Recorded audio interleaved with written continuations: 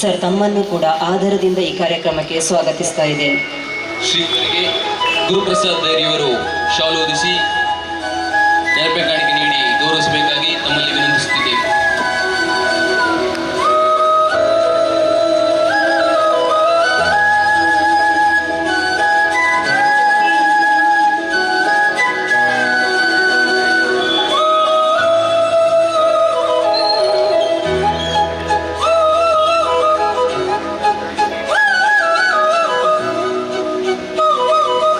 ಇನ್ನೋರ್ವರಾದ ಶ್ರೀಯುತ ಅಜಿತ್ ಅಡ್ಯರ್ ಸಹ ಸಂಯೋಜಕರು ಬಜರಂಗದಳ ನಾಗುರಿ ಪ್ರಖಂಡ ಇವರನ್ನು ಕೂಡ ಆದರದಿಂದ ಈ ಕಾರ್ಯಕ್ರಮಕ್ಕೆ ಸ್ವಾಗತಿಸ್ತಾ ಇದ್ದೇನೆ. ಶ್ರೀಯುತರಿಗೆ ಚಂದ್ರಾಸ್ ಡೈರಿಯವರು ಶಾಲು ಹೊದಿಸಿ ನೆನಪೆ ಕಾಣಿಕೆ ನೀಡಿ ಗೌರವಿಸಬೇಕಾಗಿ ತಮ್ಮಲ್ಲಿ ವಿನಂತಿಸುತ್ತಿದ್ದೇವೆ.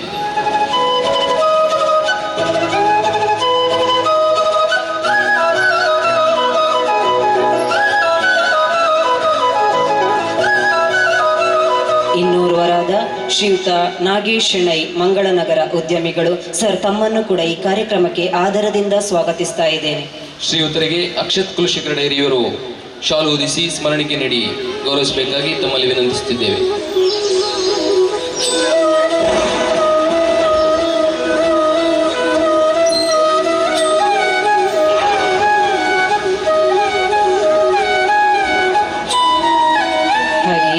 ವೇದಿಕೆಯಲ್ಲಿ ಆಸೀನರಾಗಿದ್ದಾರೆ ಶ್ರೀಯುತ ಮಹೇಶ್ ಶೆಟ್ಟಿ ತೆಲ್ಲರ್ ಉದ್ಯಮಿಗಳು.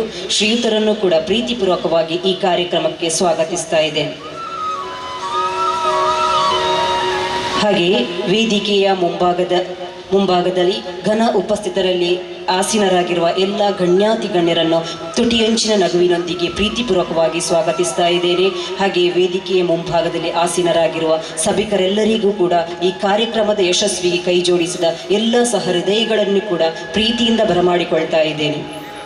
ಹಿಂದೂ ಸಾಗರದ ಬಿಂದುಗಳೆಲ್ಲ ಒಂದಾಗಿ ಬನ್ನಿ, ದೇಶ ಮೊದಲು, ಹಿಂದೂಗಳೆಲ್ಲರೂ ಒಂದೇ, ಸೇವೆಯೇ ಪರಮಧರ್ಮ, ನಾವೆಲ್ಲ ಭಾರತೀಯರು ಎಂಬ ಘೋಷವಾಕ್ಯದೊಂದಿಗೆ ತನ್ನ ಸ್ವಾಗತ ಭಾಷಣಕ್ಕೆ ಪೂರ್ಣ ವಿರಾಮ ಹಾಕುತ್ತಿದ್ದೇನೆ. ಜೈ ಶ್ರೀರಾಮ್, ಧರ್ಮೋ ರಕ್ಷತಿ ರಕ್ಷಿತಃ. ಸ್ವಾಗತ ಭಾಷಣವನ್ನು ನೆರವೇರಿಸಿಕೊಟ್ಟಂತಹ ಶ್ರೀಮತಿ ಶುಭಾರುಣಿಯವರಿಗೆ ಕೃತಜ್ಞತೆಗಳು. ಅದೇ ರೀತಿ ಈ ಕಾರ್ಯಕ್ರಮದಲ್ಲಿ ಗೌರವ ಉಪಸ್ಥಿತಿ ಇರುವಂತಹ ಶ್ರೀಯುತ ಡಾಕ್ಟರ್ ಕಲ್ಲಡ್ಕ ಪ್ರಭಾಕರ ಭಟ್ ಸಂಘದ ಹಿರಿಯರು ನಮಗೆಲ್ಲರಿಗೂ ಮಾರ್ಗದರ್ಶಕರು, ಇವರಿಗೂ ಹೃತ್ಪೂರ್ವಕ ಸ್ವಾಗತವನ್ನು ಬಯಸುತ್ತಿದ್ದೇವೆ. ಅದೇ ರೀತಿ ಆಗಮಿಸಿರುವಂತಹ ಎಲ್ಲ ಗಣ್ಯರಿಗೂ ಅದೇ ರೀತಿ ಊರ ಬಂಧು ಮಿತ್ರರಿಗೂ ಈ ಕಾರ್ಯಕ್ರಮಕ್ಕೆ ಆತ್ಮೀಯವಾದ ಸ್ವಾಗತವನ್ನು ಬಯಸುತ್ತಾ ಕಾರ್ಯಕ್ರಮದ ಮುಂದಕ್ಕೆ ದೀಪ ಪ್ರಜ್ವಲನೆ ಆಗಮಿಸಿರುವಂತಹ ಶ್ರೀಯುತ ಶ್ರೀ ಶ್ರೀ ಶ್ರೀ ರಾಜಶೇಖರಾನಂದ ಸ್ವಾಮೀಜಿ ಅದೇ ರೀತಿ ಎಲ್ಲ ಗಣ್ಯರು ದೀಪ ಪ್ರಜ್ವಲನೆಯನ್ನು ನೆರವೇರಿಸಿಕೊಡಬೇಕಾಗಿ ತಮ್ಮಲ್ಲಿ ವಿನಂತಿಸುತ್ತಿದ್ದೇವೆ.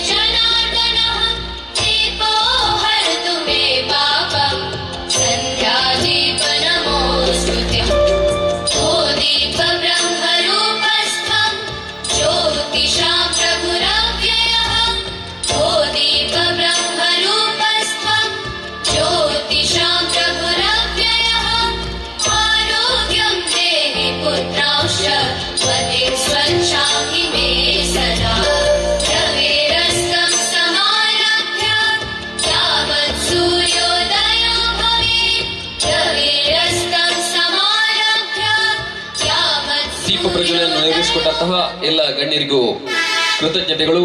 ಅದೇ ರೀತಿ ಈ ಸಭಾ ಕಾರ್ಯಕ್ರಮದಲ್ಲಿ ಉಪಸ್ಥಿತರು ಮನೋಜ್ ಕುಮಾರ್ ಮಹಾಪೌರರು ಮಂಗಳೂರು ಮಹಾನಗರ ಪಾಲಿಕೆ, ಇವರನ್ನು ಈ ಸಮಯದಲ್ಲಿ ಆತ್ಮೀಯವಾಗಿ ಸ್ವಾಗತಿಸುತ್ತಿದ್ದೇವೆ. ಕಾರ್ಯಕ್ರಮದ ಮುಂದಕ್ಕೆ ಪ್ರಾಸ್ತಾವಿಕ ಭಾಷಣ ಶ್ರೀಯುತ ಚಂದ್ರಾಸ್ ಡೈರಿಯವರಿಂದ. ವಿಶ್ವ ಹಿಂದೂ ಪರಿಷತ್ ಬಜರಂಗದಳ ನಂದಿನಿ ಶಾಖೆ ಕುಲಶೇಖರ ಡೈರಿ. ನಂದಿನಿ ಶಾಖೆಯು ದಿನಾಂಕ 1/6/2012 ಶುಕ್ರವಾರ ಶ್ರೀ ಶ್ರೀ ಶ್ರೀ ರಾಜಶೇಖರಾನಂದ ಸ್ವಾಮೀಜಿ ಇವರ ದಿವ್ಯ ಹಸ್ತದಿಂದ ದೀಪ ಪ್ರಜ್ವಲಿಸುವ ಮೂಲಕ ಸ್ಥಾನದಲ್ಲಿ ಪ್ರಾರಂಭಗೊಂಡು ಇಂದಿಗೆ 13 ವರ್ಷಗಳು ಸಂದಿವೆ. ಕಳೆದ 13 ವರ್ಷಗಳಲ್ಲಿ ಕುಂಭ ಮಹೋತ್ಸವ ಕಾರ್ಯಕ್ರಮದಲ್ಲಿ ಗೋವಣಿತಾಶ್ರಯ ಟ್ರಸ್ಟ್ ಪಜಿಯು ಇವರಿಗೆ ವರ್ಷದಲ್ಲಿ 2 ಬಾರಿ ನಿಧಿ ಸಮರ್ಪಣೆಯನ್ನು ಮಾಡುತ್ತೇವೆ.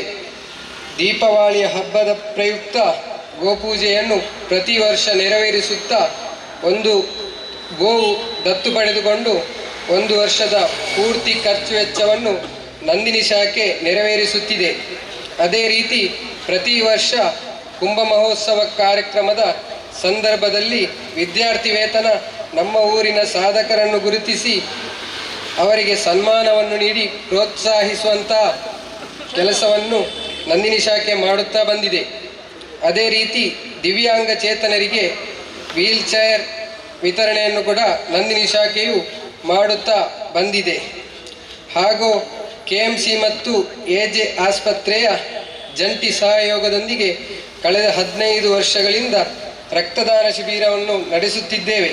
ಪ್ರತಿಯೊಂದು ರಕ್ತದಾನ ಶಿಬಿರದಲ್ಲಿ 200ಕ್ಕೂ ಅಧಿಕ ರಕ್ತ ನಿಧಿಯನ್ನು ಸಂಗ್ರಹಿಸಿ ಒಟ್ಟು 4400ಕ್ಕೂ ಅಧಿಕ ಬ್ಲಡ್ ಯೂನಿಟ್ ಅನ್ನು ಸಂಗ್ರಹಿಸಿದೆ.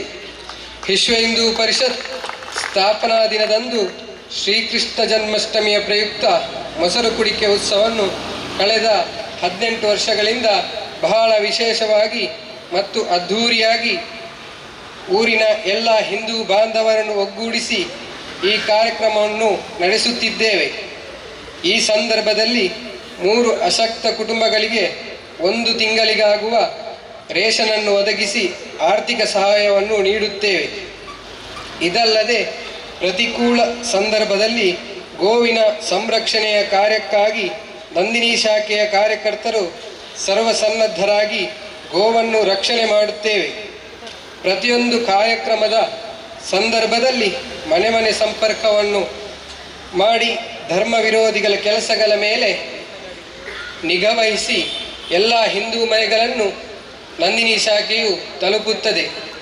ಇದಲ್ಲದೆ ನಂದಿನಿ ಶಾಖೆಯ ಕಾರ್ಯಕ್ರಮದಲ್ಲಿ ನಮ್ಮತನವನ್ನು ಬಿಂಬಿಸುವ ದೇಶೀಯ ಮಾದರಿಯ ವಸ್ತುಗಳನ್ನು ಬಳಸುವುದರೊಂದಿಗೆ ನಮ್ಮ ಸಂಸ್ಕೃತಿ ಪರಂಪರೆಯನ್ನು ಬಿಂಬಿಸುತ್ತಾ ಬಂದಿದ್ದೇವೆ.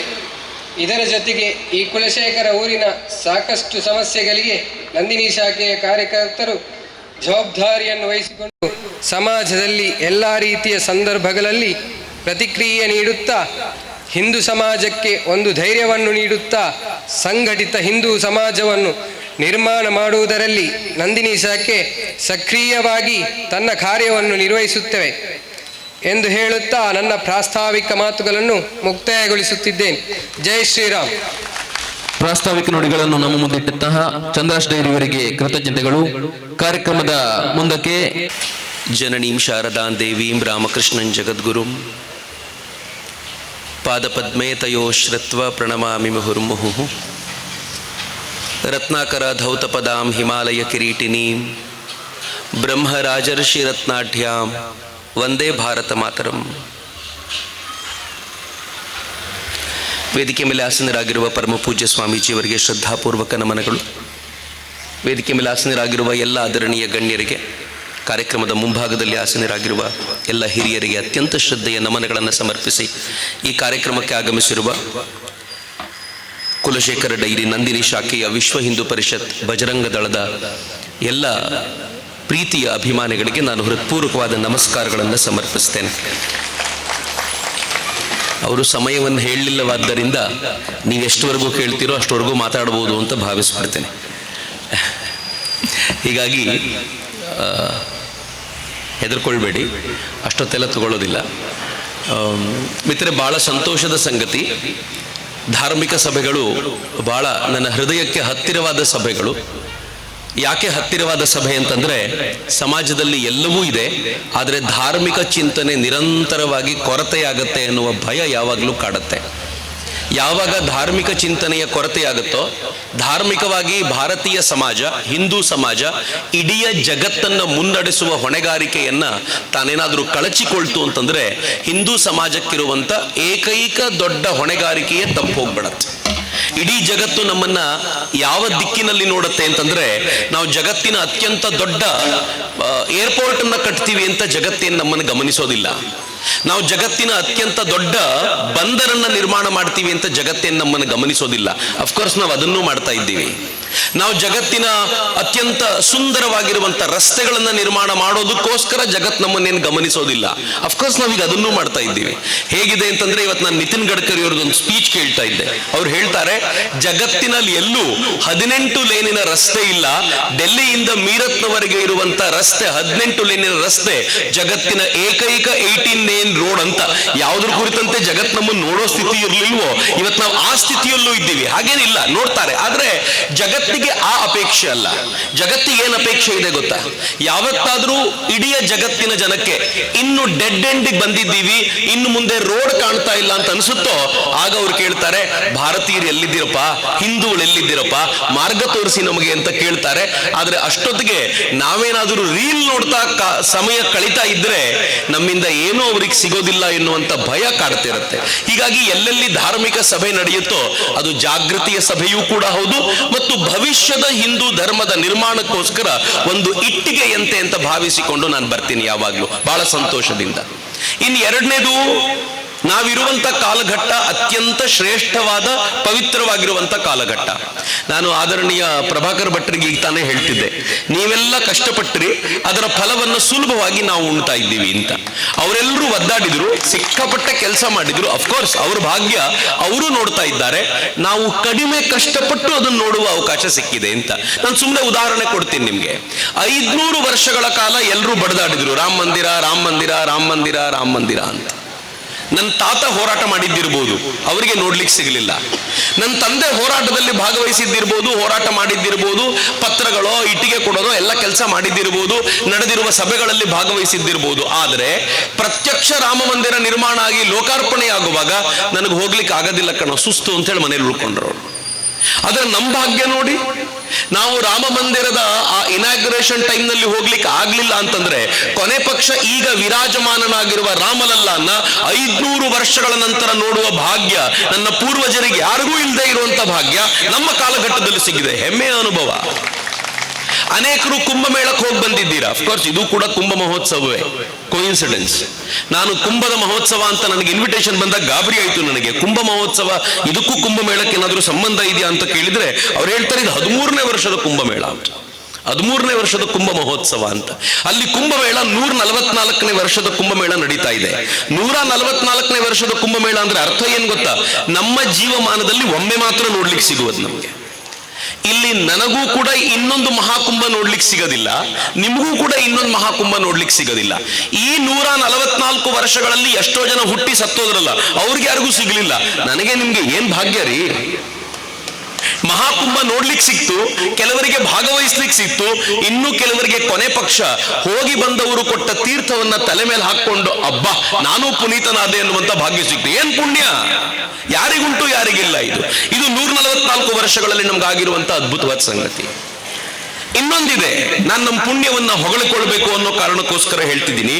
ಇನ್ನೊಂದು ಯಾವುದು ಅಂತಂದ್ರೆ, ಈ ದೇಶದಲ್ಲಿ ಸ್ವಾತಂತ್ರ್ಯ ಬಂದ ಮೊದಲ ವರ್ಷದಿಂದ ಶುರು ಮಾಡಿ ಇವತ್ತಿನವರೆಗೂ ಈ ದೇಶದ ಕಾಶ್ಮೀರದ ಕುರಿತಂತೆ ನಾನು ನೀವು ಬರೀ ಭಾಷಣ ಮಾಡ್ಕೊಂಡು ತಿರುಗಾಡ್ತಿದ್ವಿ. ಭಾರತದ ಅವಿಭಾಜ್ಯ ಅಂಗ ಕಾಶ್ಮೀರ ಅಂತ ನನಗೂ ಅನುಮಾನ ಇತ್ತು, ನಿಮಗೂ ಅನುಮಾನ ಇತ್ತು. ಆಗದಿಲ್ಲ ಅದು ಯಾವತ್ತಿದ್ರು.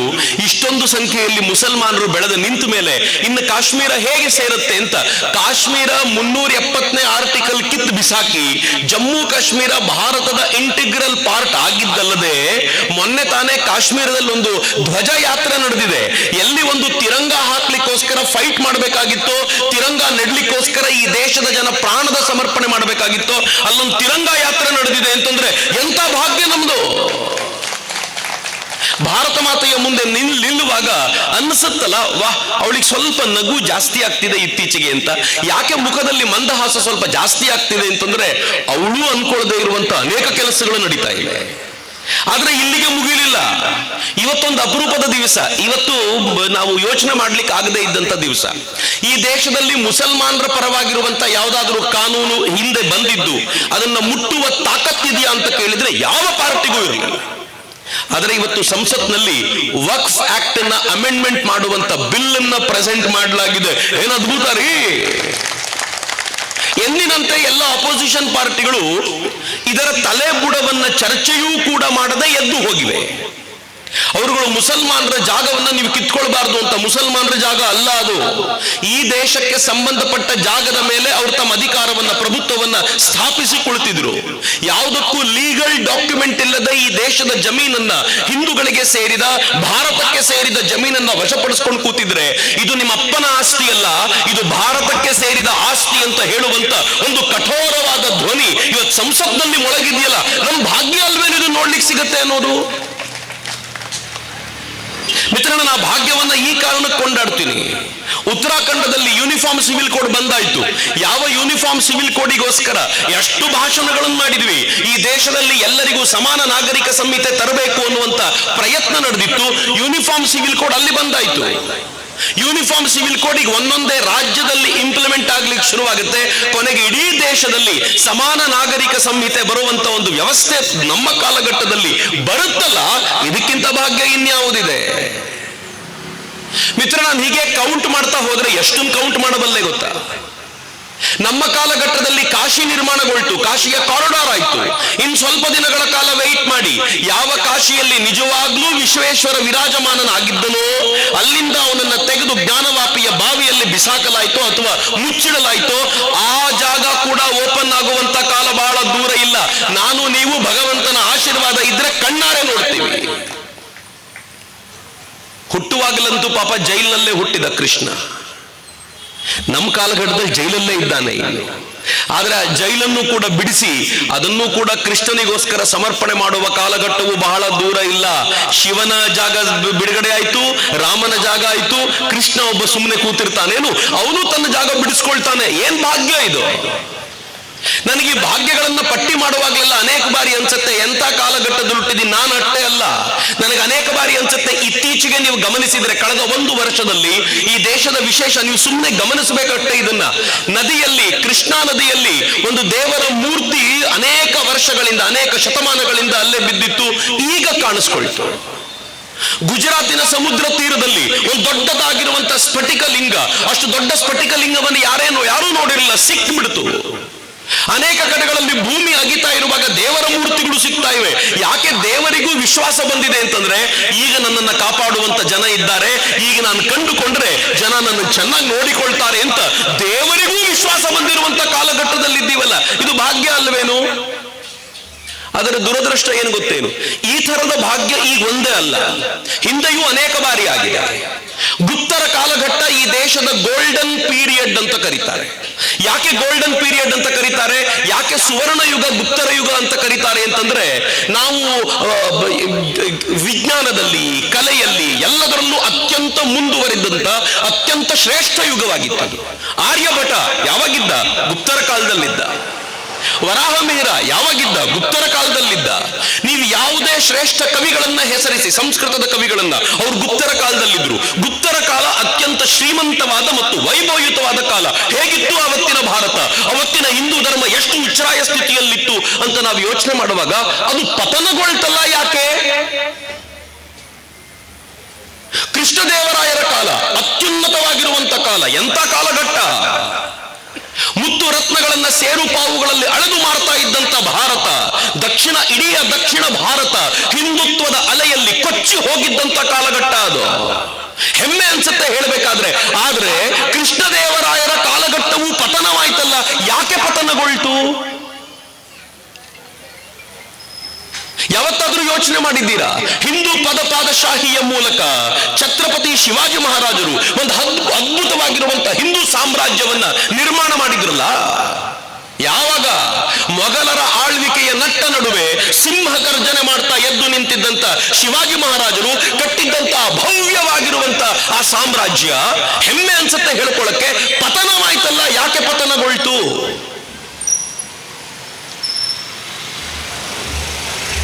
ಸಿಖ್ಖರ ಗುರುಗಳು ಒಬ್ಬರಾದ್ಮೇಲೆ ಒಬ್ಬರು ತಮ್ಮ ಪ್ರಾಣವನ್ನ ಸಮರ್ಪಣೆ ಮಾಡಿ ಈ ಮೊಘಲ್ ದೊರೆಗಳನ್ನ ಎದುರು ಹಾಕೊಂಡು ನಿಂತ್ಕೊಂಡ್ರು. ತಮ್ಮ ಜನಾಂಗದ ಮೂಲಕ ಇಡೀ ದೇಶವನ್ನ ಕಾಪಾಡುವಂತ ಒಂದು ವೈಭವದ ಸಾಮರ್ಥ್ಯವನ್ನ ನಿರ್ಮಾಣ ಮಾಡಿಕೊಟ್ರು. ಆದ್ರೆ ಸಿಖ್ಖರ ಸಾಮ್ರಾಜ್ಯ ಸಾಮ್ರಾಜ್ಯವು ಪತನಗೊಳ್ತಲ್ಲ. ಯಾಕೆ ಅಂತ ಕೇಳಿದ್ರೆ, ನಾವು ಹಿಂದೂಗಳು ನಮ್ಮ ಪುಣ್ಯವನ್ನ ಹಿಂಗೆ ಕೌಂಟ್ ಮಾಡ್ತಾ ಯಾವಾಗ ಕಾಲ ಕಳೆದು ಸುಮ್ಮನೆ ಇದ್ದು ಬಿಡ್ತೀವಲ್ಲ, ಆಗೆಲ್ಲ ಪತನದ ಕಾಲ ಅನ್ನೋದನ್ನ ನೆನ್ಪಿಟ್ಕೊಳ್ಳಿ ಅಂತ. ನಮಗೆ ಆಯಾ ಕಾಲಘಟ್ಟದಲ್ಲಿ ಎತ್ತರಕ್ಕೇರ್ತೀವಿ, ಎತ್ತರಕ್ಕೇರಿದ ನಂತರ ಹಿಂದೂಗಳು ಸೈಲೆಂಟ್ ಆಗಿ ಮಲ್ಕೊಳ್ತೀವಿ. ಆಯ್ತು, ನಾವು ಎತ್ತರವನ್ನು ಮುಟ್ಟಿಯಾಗಿದೆ, ಇನ್ನು ನಮ್ಗೆ ಮಾಡ್ಲಿಕ್ಕೆ ಏನಿಲ್ಲ, ಉಳಿದಿದ್ದು ಯಾರು ಲೀಡ್ ಮಾಡ್ತಾರೋ ಅವ್ರು ಮಾಡ್ತಾರೆ ಅಂತ ಯಾವತ್ತು ಮಲ್ಕೊಳ್ತೀವಲ್ಲ, ಅವತ್ತು ಸಾಮ್ರಾಜ್ಯ ಪತನಗೊಳ್ಳುತ್ತೆ. ಭಗವಂತ ಒಂದು ಅವಕಾಶ ಕೊಟ್ಟ ನಮಗೆ. 2024ರಲ್ಲಿ ಸಾಮ್ರಾಜ್ಯ ಪತನಗೊಳ್ಳೋದರಲ್ಲಿತ್ತು. ಭಗವಂತ ಹೇಳಿದ, ನಾನು ಕಾಪಾಡಿದೀನಿ, ಈಗ ಮತ್ತೆ ಮತ್ತೆ ಕಾಪಾಡಲಿಕ್ಕೆ ಬರೋದಿಲ್ಲ, ಇನ್ನು ಕಾಪಾಡಿಕೊಳ್ಳುವುದು ನಿಮ್ಮ ಹೊಣೆಗಾರಿಕೆ ಅಂತ ನಮಗೊಂದು ಅವಕಾಶವನ್ನು ಕೊಟ್ಟು ಕಾಪಾಡಿಕೊಳ್ಳಿ ಎಂದ. ಬಚಾವಾದ್ವಿ ನಾವು. ಅಕಸ್ಮಾತ್ ಆಗಿರ್ಲಿಲ್ಲ ಅಂದಿದ್ರೆ ನಾನು ನೀವು ಊಹಿಸ್ಲಿಕ್ಕೆ ಆಗದೆ ಇರುವಂತ ಸ್ಥಿತಿ ನಿರ್ಮಾಣಗೊಳ್ತಿತ್ತು ಅಂತ. ಮಿತ್ರ, ಜಗತ್ತಿನ ಅತ್ಯಂತ ಶ್ರೇಷ್ಠ ಜನಾಂಗ ಯಾವುದು ಅಂತ ಕೇಳಿದ್ರೆ, ನಾನು ಈ ವೇದಿಕೆ ಮೇಲೆ ಇದ್ದೀನಿ ಅಂತಲ್ಲ, ಜಗತ್ತಿನ ಎಲ್ಲ ಮತಪಂಥಗಳನ್ನ ಕರ್ಕೊಂಡು ಬಂದು ಕೂರಿಸಿ ಅವರ ಮುಂದೆ ನನ್ನ ನಿಲ್ಲಿಸಿ ಜಗತ್ತಿನ ಅತ್ಯಂತ ಶ್ರೇಷ್ಠ ಜನಾಂಗ ಯಾವುದು ಅಂತ ಕೇಳಿದ್ರೆ ನಾನು ನಿಸ್ಸಂಶಯವಾಗಿ ಹೇಳ್ತೀನಿ, ಅದು ಹಿಂದೂ ಜನಾಂಗ ಅಂತ.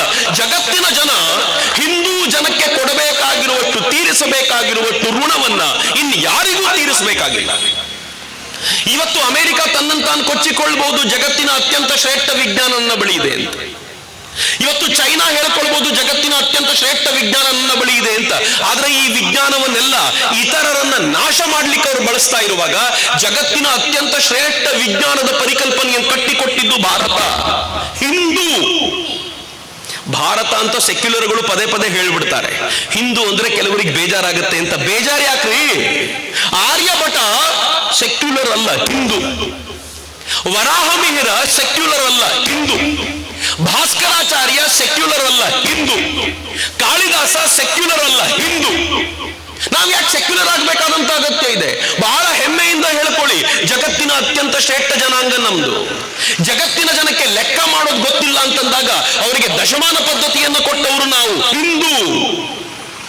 0 ಜಗತ್ತಿಗೆ ಕೊಟ್ಟಿದ್ದು ನಾವು, ಹಿಂದೂ. ಜಗತ್ತಿಗೆ ಅತ್ಯಂತ ಶ್ರೇಷ್ಠವಾಗಿರುವಂತ ಕಾವ್ಯವನ್ನ, ನಾಟಕಗಳನ್ನ ನಾವು ಕೊಟ್ಟಿದ್ದು. ನಾವು ಕೊಟ್ಟ ರಾಮಾಯಣಕ್ಕೆ ಪ್ರತಿಯಾಗಿರುವಂತ ಮತ್ತೊಂದು ಕಾವ್ಯ ಜಗತ್ತಿನಲ್ಲಿ ಇವತ್ತಿನವರೆಗೂ ಹುಟ್ಟಿಲ್ಲ.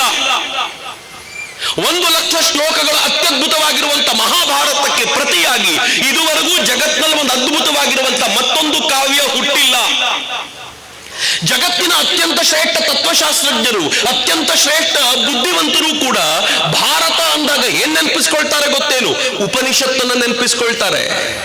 ಭಾರತ ಜಗತ್ತಿಗೆ ಕೊಟ್ಟಿರುವ ಶ್ರೇಷ್ಠ ಕೊಡುಗೆ ಏನು ಅಂತ ಕೇಳಿದ್ರೆ ಉಪನಿಷತ್ತು ಅಂತ ಹೆಮ್ಮೆಯಿಂದ ಇಡೀ ಜಗತ್ತಿನ ಜನ ಮಾತಾಡ್ಕೊಳ್ತಾರೆ. ನೆನ್ಪಿಟ್ಕೊಳ್ಳಿ ಮಿತ್ರರೇ, ಇವತ್ತಿನವರೆಗೂ ಜಗತ್ತಿನಲ್ಲಿ ಉಪನಿಷತ್ತಿಗೆ ಪರ್ಯಾಯವಾಗಿರುವಂತ ಮತ್ತೊಂದು ಸಾಹಿತ್ಯ ಸೃಷ್ಟಿಯಾಗಲಿಲ್ಲ.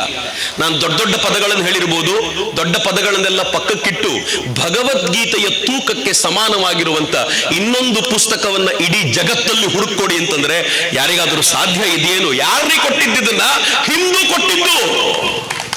ಹೀಗಾಗಿ ಜಗತ್ತಿನ ಜನ ಭಾರತಕ್ಕೆ ಬರಬೇಕಾದಾಗ ಅವರು ಭಾರತದ ನೆಲವನ್ನು ಮುಟ್ಟಿ ನಮಸ್ಕಾರ ಮಾಡಿ ಬರ್ತಾರೆ. ಯಾಕೆ ಅಂತಂದ್ರೆ ಈ ನೆಲದ ಋಣವನ್ನ ಯಾವತ್ತೂ ತೀರಿಸಲಿಕ್ಕೆ ಸಾಧ್ಯ ಇಲ್ಲಪ್ಪ ಅಂತ ಹೆಮ್ಮೆಯಿಂದ ಬರ್ತಾರೆ.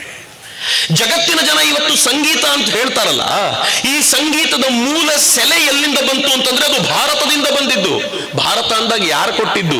ಹಿಂದೂ ಕೊಟ್ಟಿದ್ದು ಅಂತ. ನಾವು ಕೊಟ್ಟ ಸಂಗೀತ ಜಗತ್ತಿನಲ್ಲಿ ಭಿನ್ನ ಭಿನ್ನ ಸ್ವರೂಪಗಳನ್ನ ತಾಳಿದೆ ಅಂತ. ಮಿತ್ರರೇ, ಜಗತ್ತಿನ ಅತ್ಯಂತ ಶ್ರೇಷ್ಠ ಇತಿಹಾಸ ಯಾರದ್ದು? ಅದು ನಮ್ಮದ್ದು. ನಾನು ಸುಮ್ಮನೆ ಇತ್ತೀಚೆಗೆ ಪಟ್ಟಿ ಮಾಡ್ತಾ ಕೂತಿದ್ದೆ. ಅಮೆರಿಕಾದ ಶ್ರೇಷ್ಠ ಪುರುಷರು ಅಂತಂದ್ರೆ ಅಮೆರಿಕ ಯಾರನ್ನು ಪಟ್ಟಿ ಮಾಡುತ್ತೆ ಗೊತ್ತಾ? ನಾನು ಹೇಳಬೇಕು ಅಂತಿಲ್ಲ, ನೀವು ಸುಮ್ಮನೆ ಹುಡುಕಾಡಿ. ಅಮೆರಿಕಾದ ಬುದ್ಧಿವಂತರನ್ನ ಕೇಳಿ ನೋಡಿ, ಅಮೆರಿಕಾದ ಮಹಾಪುರುಷರು ಯಾರು ಅಂತ ಕೇಳಿದ್ರೆ ಅಮೆರಿಕ ಮೊದಲು ಹೇಳೋ ಹೆಸರು ಯಾರದು ಗೊತ್ತಾ? ರೊನಾಲ್ಡ್ ರೀಗನ್ ಅನ್ನೋ ಒಬ್ಬ ಪೊಲಿಟಿಕಲ್ ಲೀಡರ್. ಅವನು ಅಮೆರಿಕನ್ ಕಟ್ಟಿದ ಅಂತ ಅಮೆರಿಕ ಹೇಳುತ್ತೆ. ಅಮೆರಿಕ ಅತ್ಯಂತ ಹೆಚ್ಚು ದೊಡ್ಡ ಮಟ್ಟದಲ್ಲಿ ಮತ್ತೊಂದು ಹೆಸರು ಹೇಳಬಹುದಾಗಿರೋದಂತಂದ್ರೆ ಮಾರ್ಟಿನ್ ಲೂಥರ್ ಕಿಂಗ್ದು. ಯಾರು ಸಾಮಾಜಿಕ ಚಳುವಳಿಯ ಅಗ್ರಣಿ ಆಗಿದ್ನೋ ಅವನ ಹೆಸರನ್ನು ಹೇಳ್ಬೋದು. ಅಮೆರಿಕ, ನೀವು ಸೈಂಟಿಸ್ಟ್ಗಳ ಹೆಸರನ್ನು ಹೇಳಿ ಅಂತಂದ್ರೆ ಈ ದೇಶವನ್ನ ಕಟ್ಟಿದ, ಜಗತ್ತಿಗೆ ಕೊಡುಗೆ ಕೊಟ್ಟ ಐನ್ಸ್ಟೀನ್ ಹೆಸರು ಹೇಳುತ್ತೆ. ಐನ್ಸ್ಟೀನ್ ಅಮೆರಿಕಾದವನಲ್ಲ, ಜರ್ಮನಿಯವನು. ಥಾಮಸ್ ಅಲ್ವಾ ಎಡಿಸನ್ ಹೇಳುತ್ತೆ ಬಲ್ಬ್ ಕೊಟ್ಟ ಅಂತ. ಆದ್ರೆ ನೀವು ಭಾರತಕ್ಕೆ ಬಂದು ಕೇಳಿ ನಿಮ್ಮ ದೇಶದ ಮಹಾಪುರುಷರು ಯಾರು ಅಂತ ನಾನು ಪಟ್ಟಿ ಮಾಡ್ತೀನಿ. ರಾಮ ನಮ್ಮವನು ಇದಾರ? ನಿಮ್ಮ ಹತ್ರ ಯಾರಾದ್ರೂ ರಾಮಂತರ? ಕೃಷ್ಣ ನಮ್ಮವನು. ಯಾರಾದ್ರೂ ಕೃಷ್ಣನಂತ ಮತ್ತೊಬ್ಬನು ಹುಟ್ಟಿಸಿದ್ದೀರಾ? ಬುದ್ಧ ನಮ್ಮವನು. ಇಡೀ ಜಗತ್ತಿನಲ್ಲಿ ಮತ್ತೊಬ್ಬ ಬುದ್ಧನನ್ನ ಸೃಷ್ಟಿ ಮಾಡ್ಲಿಕ್ಕೆ ನಿಮ್ಮ ಹತ್ರ ಆಗಿದೆಯಾ? ಸ್ವಾಮಿ ವಿವೇಕಾನಂದರು ನಮ್ಮವರು. ಯಾವ ವಿವೇಕಾನಂದರು? ಅಮೆರಿಕಾದ ವೇದಿಕೆಯ ಮೇಲೆ ನಿಂತು ತನ್ನ 3.5 ನಿಮಿಷದ ಭಾಷಣದಿಂದ ಇಡೀ ಅಮೆರಿಕನ್ನರ ಕಣ್ಣು ತೆರೆಸಿ ಭಾರತ ಜಗತ್ತಿನ ಅತ್ಯಂತ ಶ್ರೇಷ್ಠ ರಾಷ್ಟ್ರ ಅಂತ ಒಪ್ಪಿಕೊಂಡು ತಲೆಬಾಗುವಂತೆ ಮಾಡಿದ ವಿವೇಕಾನಂದ ನಮ್ಮ ನಾಡಿನವರು. ನೀವು ವಿಜ್ಞಾನಿಗಳ ವಿಚಾರಕ್ಕೆ ಬನ್ನಿ, ನೀವು ಋಷಿಗಳ ವಿಚಾರಕ್ಕೆ ಬನ್ನಿ. ಕಶ್ಯಪ, ಅತ್ರಿ, ಭರದ್ವಾಜ, ವಿಶ್ವಾಮಿತ್ರ, ವಸಿಷ್ಠ, ವಾಮನ, ವಾಮದೇವ, ಎಂತೆಂಥ ಋಷಿಗಳು. ಯಾರು ಋಷಿಗಳು ಇವರು? ಜಗತ್ತಿನ ಅತ್ಯಂತ ಶ್ರೇಷ್ಠ ಚಿಂತನೆಗಳನ್ನ ಅನಾಯಾಸವಾಗಿ ಜಗತ್ತಿನ ಜನಕ್ಕೆ ಕೊಟ್ಟಂತ ಆ ವ್ಯಕ್ತಿಗಳು ನಮ್ಮವರು. ಎಷ್ಟು ಮಹಾಪುರುಷರನ್ನು ಗಣಿಸ್ಲಿ. ನೀವು ರಾಜರನ್ನೇ ಗಣಿಸಬೇಕು ಅಂತಾದ್ರೆ ವಿಕ್ರಮಾದಿತ್ಯ ನಮ್ಮವನು. ಇನ್ನೊಬ್ಬ ವಿಕ್ರಮಾದಿತ್ಯನ ಹುಡುಕಿಕೊಡಿ. ನೀವು ರಾಜನನ್ನೇ ಗಣಿಸಬೇಕು ಅಂತಾದ್ರೆ, ಪೊಲಿಟಿಕಲ್ ಲೀಡರ್ಗಳನ್ನೇ ಗಣಿಸಬೇಕು ಅಂತಾದ್ರೆ, ಈ ದೇಶ ಚಂದ್ರಗುಪ್ತ ಮೌರ್ಯನನ್ನ ಕೊಡ್ತು. ಯಾವ ಚಂದ್ರಗುಪ್ತ ಮೌರ್ಯ? ಇಡೀ ಭಾರತವನ್ನು ಆಳಿದ, ಜಗತ್ತಿನ ಕಣ್ಣು ಕುಕ್ಕುವಂತೆ ಆಳಿದ ಚಂದ್ರಗುಪ್ತ ಮೌರ್ಯ. ಕೊನೆಗೆ ಏನ್ ಮಾಡಿದ ಗೊತ್ತಾ? ಇವರು ಅಲೆಕ್ಸಾಂಡರ್ನ ಮಾತನಾಡ್ತಾರೆ. ಅಲೆಕ್ಸಾಂಡರ್ ಸಾಯ್ಬೇಕಾದ್ರೆ ತನ್ನ ಕೈಯನ್ನ ಮೇಲಿಟ್ಟು ಸತ್ತ. ಕೈ ಖಾಲಿ ಇರುತ್ತಪ್ಪ, ಇದಕ್ಕೋಸ್ಕರ ಬಡದಾಡಬೇಡಿ ಅಂತ. ಆದ್ರೆ ಇದನ್ನ ಅರ್ಥ ಮಾಡಿಕೊಂಡಿದ್ದಂತ ಚಂದ್ರಗುಪ್ತ ಮೌರ್ಯ ಬದುಕಿದ್ದಾಗಲೇ ತನ್ನ ಸಾಮ್ರಾಜ್ಯವನ್ನು ಮುಂದಿನವರಿಗೆ ಬಿಟ್ಟುಕೊಟ್ಟು ತಾನು ಸನ್ಯಾಸಿಯಾಗಿ ನಿಶ್ಚಯ ಮಾಡಿ ಶ್ರವಣ ಬೆಳಗೊಳದ ದಿಕ್ಕಿಗೆ ಬಂದ ಅಂತ ಹೆಮ್ಮೆಯಿಂದ ಹೇಳ್ಕೊಳ್ತೀವಲ್ಲ, ಇದು ಚಂದ್ರಗುಪ್ತ ಮೌರ್ಯನ ಕಾಲಘಟ್ಟ. ಇದು ಭಾರತದ ರಾಜ. ಭಾರತ ಈ ತರದ ಪರಿಕಲ್ಪನೆಗಳನ್ನು ಕಟ್ಟಿಕೊಟ್ಟಿದೆ. ಭಾರತದ ಕುರಿತಂತೆ ಮಾತನಾಡುವಾಗ ಎಚ್ಚರಿಕೆಯಿಂದ ಮಾತನಾಡಬೇಕು ಅಂತ ಈ ಕಾರಣಕ್ಕೆ ಹೇಳ್ತಾರೆ. ಹೀಗಾಗಿ ಇದರಲ್ಲಿ ಯಾವಾಗ ಎದುರಿಸ್ಲಿಕ್ಕೆ ಆಗ್ಲಿಲ್ವೋ ಜಗತ್ತಿನ ಜನ ನಮ್ಮ ಮೇಲೆ ಗೂಬೆ ಕೂರಿಸಿದ್ರು, ಹೇಳಿದ್ರು ಭಾರತ ಜಾತಿಯಿಂದ ಕೂಡಿರುವಂತ ರಾಷ್ಟ್ರ ಅಂತ. ಹಿಂದೂಗಳು ಅಂದ್ರೆ ಜಾತಿಯಿಂದ ಬಡದಾಡ್ತಾ ಇರೋರು ಅಂತ. ನಾವು ಹೆಂಗ್ ಬಡದಾಡ್ತೀವಿ? ಆ ಜಾತಿಯನ್ನ ಈ ಜಾತಿಯವರು ಮುಟ್ಟಿಸಿಕೊಳ್ಳೋದಿಲ್ಲ, ಈ ಜಾತಿಯನ್ನ ಆ ಜಾತಿಯವರು ಮುಟ್ಟಿಸಿಕೊಳ್ಳೋದಿಲ್ಲ ಅಂತ ಜಗತ್ತಿನಾದ್ಯಂತ ಇವರು ಡೋಲು ಬಡ್ಕೊಂಡು ಬಂದ್ಬಿಟ್ಟಿದ್ದಾರೆ. ಭಾರತವನ್ನು ನೋಡುವಾಗ, ಹಿಂದೂಗಳನ್ನ ನೋಡುವಾಗ ಜಾತಿಯ ಆಧಾರದ ಮೇಲೆ ಒಡೆದು ನೋಡ್ತಾರೆ. ಹೊರಗಡೆಯವರು ನೋಡಬೇಕು ಅಂತಿಲ್ಲ ಮಿತ್ರರೇ, ಒಳಗಿನವ್ರೇನು ಕಡಿಮೆ ಇಲ್ಲ. ಇತ್ತೀಚೆಗೆ ಒಬ್ಬ ಪೊಲಿಟಿಕಲ್ ಲೀಡರ್ ಇದ್ದಾರೆ. ಆ ಮನುಷ್ಯ ಮಾತಾಡಿದ್ರೆ ಜಾತಿ ಮಾತಾಡ್ತಾರೆ. ಅವರೊಂದು ಪತ್ರಕರ್ತರ ಸಭೆಯನ್ನ ಕರೆದಿದ್ರು. ಆ ಪತ್ರಕರ್ತರ ಸಭೆಯಲ್ಲಿ ಕೇಳ್ತಾರೆ, ನಿಮ್ಮಲ್ಲಿ ಎಷ್ಟು ಜನ ಹಿಂದುಳಿದ ವರ್ಗಕ್ಕೆ ಸೇರಿದವರಿದ್ದೀರಿ ಕೈ ಎತ್ತಿ ಅಂತ. ನಾವು ಪತ್ರಕರ್ತರನ್ನ ಪತ್ರಕರ್ತರು ಅಂತ ನೋಡಿದ್ದೇವೆ ಹೊರತು ಇವರಲ್ಲಿ ಹಿಂದುಳಿದ ವರ್ಗದವರು ಯಾರು, ಬ್ರಾಹ್ಮಣರು ಯಾರು ಅಂತ ಯಾವತ್ತೂ ನೋಡ್ಲಿಲ್ಲ. ಆ ಪ್ರಕ್ರಿಯೆ ಶುರುವಾಗಿದೆ. ಜಗತ್ತಿನ ಜನಕ್ಕೆ ಅನ್ಸಿತ್ತು ಭಾರತ ಅಂತಂದ್ರೆ, ಹಿಂದೂ ಅಂತಂದ್ರೆ ಜಾತಿಯ ಹೆಸರಲ್ಲಿ ಒಡೆದೋಗ್ತಾನೆ. ಅವನನ್ನ ಪದೇ ಪದೇ ಈ ಜಾತಿಯನ್ನ ಕೆಣಕಿದ್ರೆ ಹಿಂದೂ ಯಾವತ್ತಿಗೂ ಮೇಲ್ ಬರಲಿಕ್ಕೆ ಸಾಧ್ಯ ಇಲ್ಲ ಅಂತ ಅವರು ನಂಬಿಕೊಂಡಿದ್ರು. ಆದ್ರೆ ಹಿಂದೂ ಒಂದೇ ಒಂದು ಝಲಕ್ ಕೊಟ್ಟ ಅವನಿಗೆ ಮಹಾಕುಂಭದ್ದು ಜಗತ್ತೆಲ್ಲ ಇವತ್ತಿನವರೆಗೂ ಬಡದಾಡ್ತಾ ಇದೆ. ಮಿತ್ರ, ಮಹಾಕುಂಭಕ್ಕೆ ಹೋಗಿದ್ದಾರಲ್ಲ, ಯಾವ ಜಾತಿ? ಇಲ್ಲಿ ಯಾರು ತನ್ನನ್ನ ಅತ್ಯಂತ ಶ್ರೇಷ್ಠ ಜಾತಿ ಅಂತ ಮಹಾಕುಂಭಕ್ಕೆ ಹೋಗಿ ಆ ಗಂಗೆಯಲ್ಲಿ ಆ ತ್ರಿವೇಣಿ ಸಂಗಮದಲ್ಲಿ ಸ್ನಾನ ಮಾಡ್ಲಿಕ್ಕೆ ಅಂತ ಮುಳುಗ್ತಾನೋ, ಹೇಳ್ಬೇಕಾದ್ರೆ ಪಕ್ಕದಲ್ಲಿ ಎದ್ದವನು ಯಾವ ಜಾತಿನೋ ಯಾರಿಗ್ ಗೊತ್ತ್ರಿ? ಯಾರಾದ್ರೂ ಕುಂಭಮೇಳದಲ್ಲಿ ಇಂಥ ಜಾತಿಯವರಿಗೆ ಈ ದಿಕ್ಕಲ್ಲಿ ಹೋಗಬೇಕು, ಇಂಥ ಜಾತಿಯವರು ಆ ದಿಕ್ಕಲ್ಲಿ ಬರಬೇಕು ಅಂತ ಪ್ರತ್ಯೇಕತೆಯನ್ನ ಮಾಡಿದ್ ನೋಡಿದ್ದೀರಾ? ಯಾರೂ ಮಾಡಲಿಲ್ಲ. ಹಾಗಂತ ಅದು ಈಗ 144 ವರ್ಷಗಳ ನಂತರ ಬಂದಿರೋದು ಅಂತಲ್ಲ. ಈ ದೇಶದಲ್ಲಿ ಯಾವತ್ತು ಕುಂಭಮೇಳ ನಡೆದಿದೆಯೋ ಆವತ್ತೆಲ್ಲರೂ ಜಾತಿ ಮತ ಪಂಥಗಳನ್ನ ಮರೆತು ಒಂದೇ ಸ್ಥಳದಲ್ಲಿ ತ್ರಿವೇಣಿ ಸಂಗಮದಲ್ಲಿ ಮುಳುಗೆದ್ದಿರುವಂತ ಅಪರೂಪದ ದರ್ಶನ ಇದೆಯಲ್ಲ, ಇದು ಭಾರತ ಜಗತ್ತಿಗೆ ಕೊಟ್ಟಿರುವಂತ ಆದರ್ಶ ಅಂತ. ಭಾರತ ಈ ಪರಿಕಲ್ಪನೆಯನ್ನ ಜಗತ್ತಿಗೆ ಕಟ್ಟಿಕೊಟ್ಟಿದೆ. ನಮ್ಮ ಭಾರತದ ಇವತ್ತಿನ ಸ್ಥಿತಿಗತಿಗಳು ಈ ಕುಂಭ ಒಂದೇ ಸಾಕು ಮಿತ್ರೆ. ಜಗತ್ತಿನ ಅತ್ಯಂತ ದೊಡ್ಡ, ಇದು ನಂಗೆ ಬಹಳ ಹೆಮ್ಮೆ ಅನ್ಸುತ್ತೆ ಹೇಳಲಿಕ್ಕೆ. ನಂಗೆ ಗೊತ್ತಿಲ್ಲ ಎಷ್ಟು ಜನ ನೀವು ಕುಂಭಮೇಳಕ್ಕೆ ಹೋಗಿ ಬಂದಿದ್ದೀರೋ. ಹೋಗ್ಲಿಲ್ಲ ಅಂದ್ರೆ ಇನ್ನೂ ಕೆಲವು ದಿನ ಇದೆ, ಹೋಗಿ ಬಂದ್ಬಿಡಿ, ನೋಡ್ಕೊಂಡು ಬನ್ನಿ. 2 ಕಾರಣಕ್ಕೆ. ಒಂದು, ಜಗತ್ತಿನ ಅತ್ಯಂತ ದೊಡ್ಡ ಈವೆಂಟ್. ನಾನು ಕುಂಭದ ಬಗ್ಗೆ ಬಹಳ ಹೆಮ್ಮೆಯಿಂದ ಹೇಳ್ತೀನಿ. ಇವತ್ತಿನ ರೆಕಾರ್ಡ್, ನಾನು ವೇದಿಕೆ ಮೇಲೆ ಕೂತಾಗ ನೋಡ್ತಿದ್ದೆ ಅದನ್ನೇ. ಇವತ್ತಿಗೆ ಕುಂಭಮೇಳಕ್ಕೆ ಬಂದು ಹೋದವರ ಸಂಖ್ಯೆ 50 ಕೋಟಿ ಆಗಿದೆ. 50 ಕೋಟಿ ಜನ ಮತ್ತು 50 ಕೋಟಿ ಹಿಂದೂಗಳು ಬಂದು ಹೋಗಿದ್ದಾರೆ ಅಂತ. ಅದು ಬಹಳ ಹೆಮ್ಮೆಯ ಸಂಗತಿ ನನಗೆ. 50 ಕೋಟಿ ಹಿಂದೂಗಳು ಅಂತ ಹೆಮ್ಮೆಯಿಂದ ಯಾಕೆ ಹೇಳ್ಕೊಳ್ತೀನಿ ಗೊತ್ತಾ? ಈ ದೇಶದಲ್ಲಿ ಇರುವಂತ ಒಟ್ಟು ಹಿಂದೂಗಳ ಸಂಖ್ಯೆ ಒಂದು 70%, 72% ಇರಬಹುದು.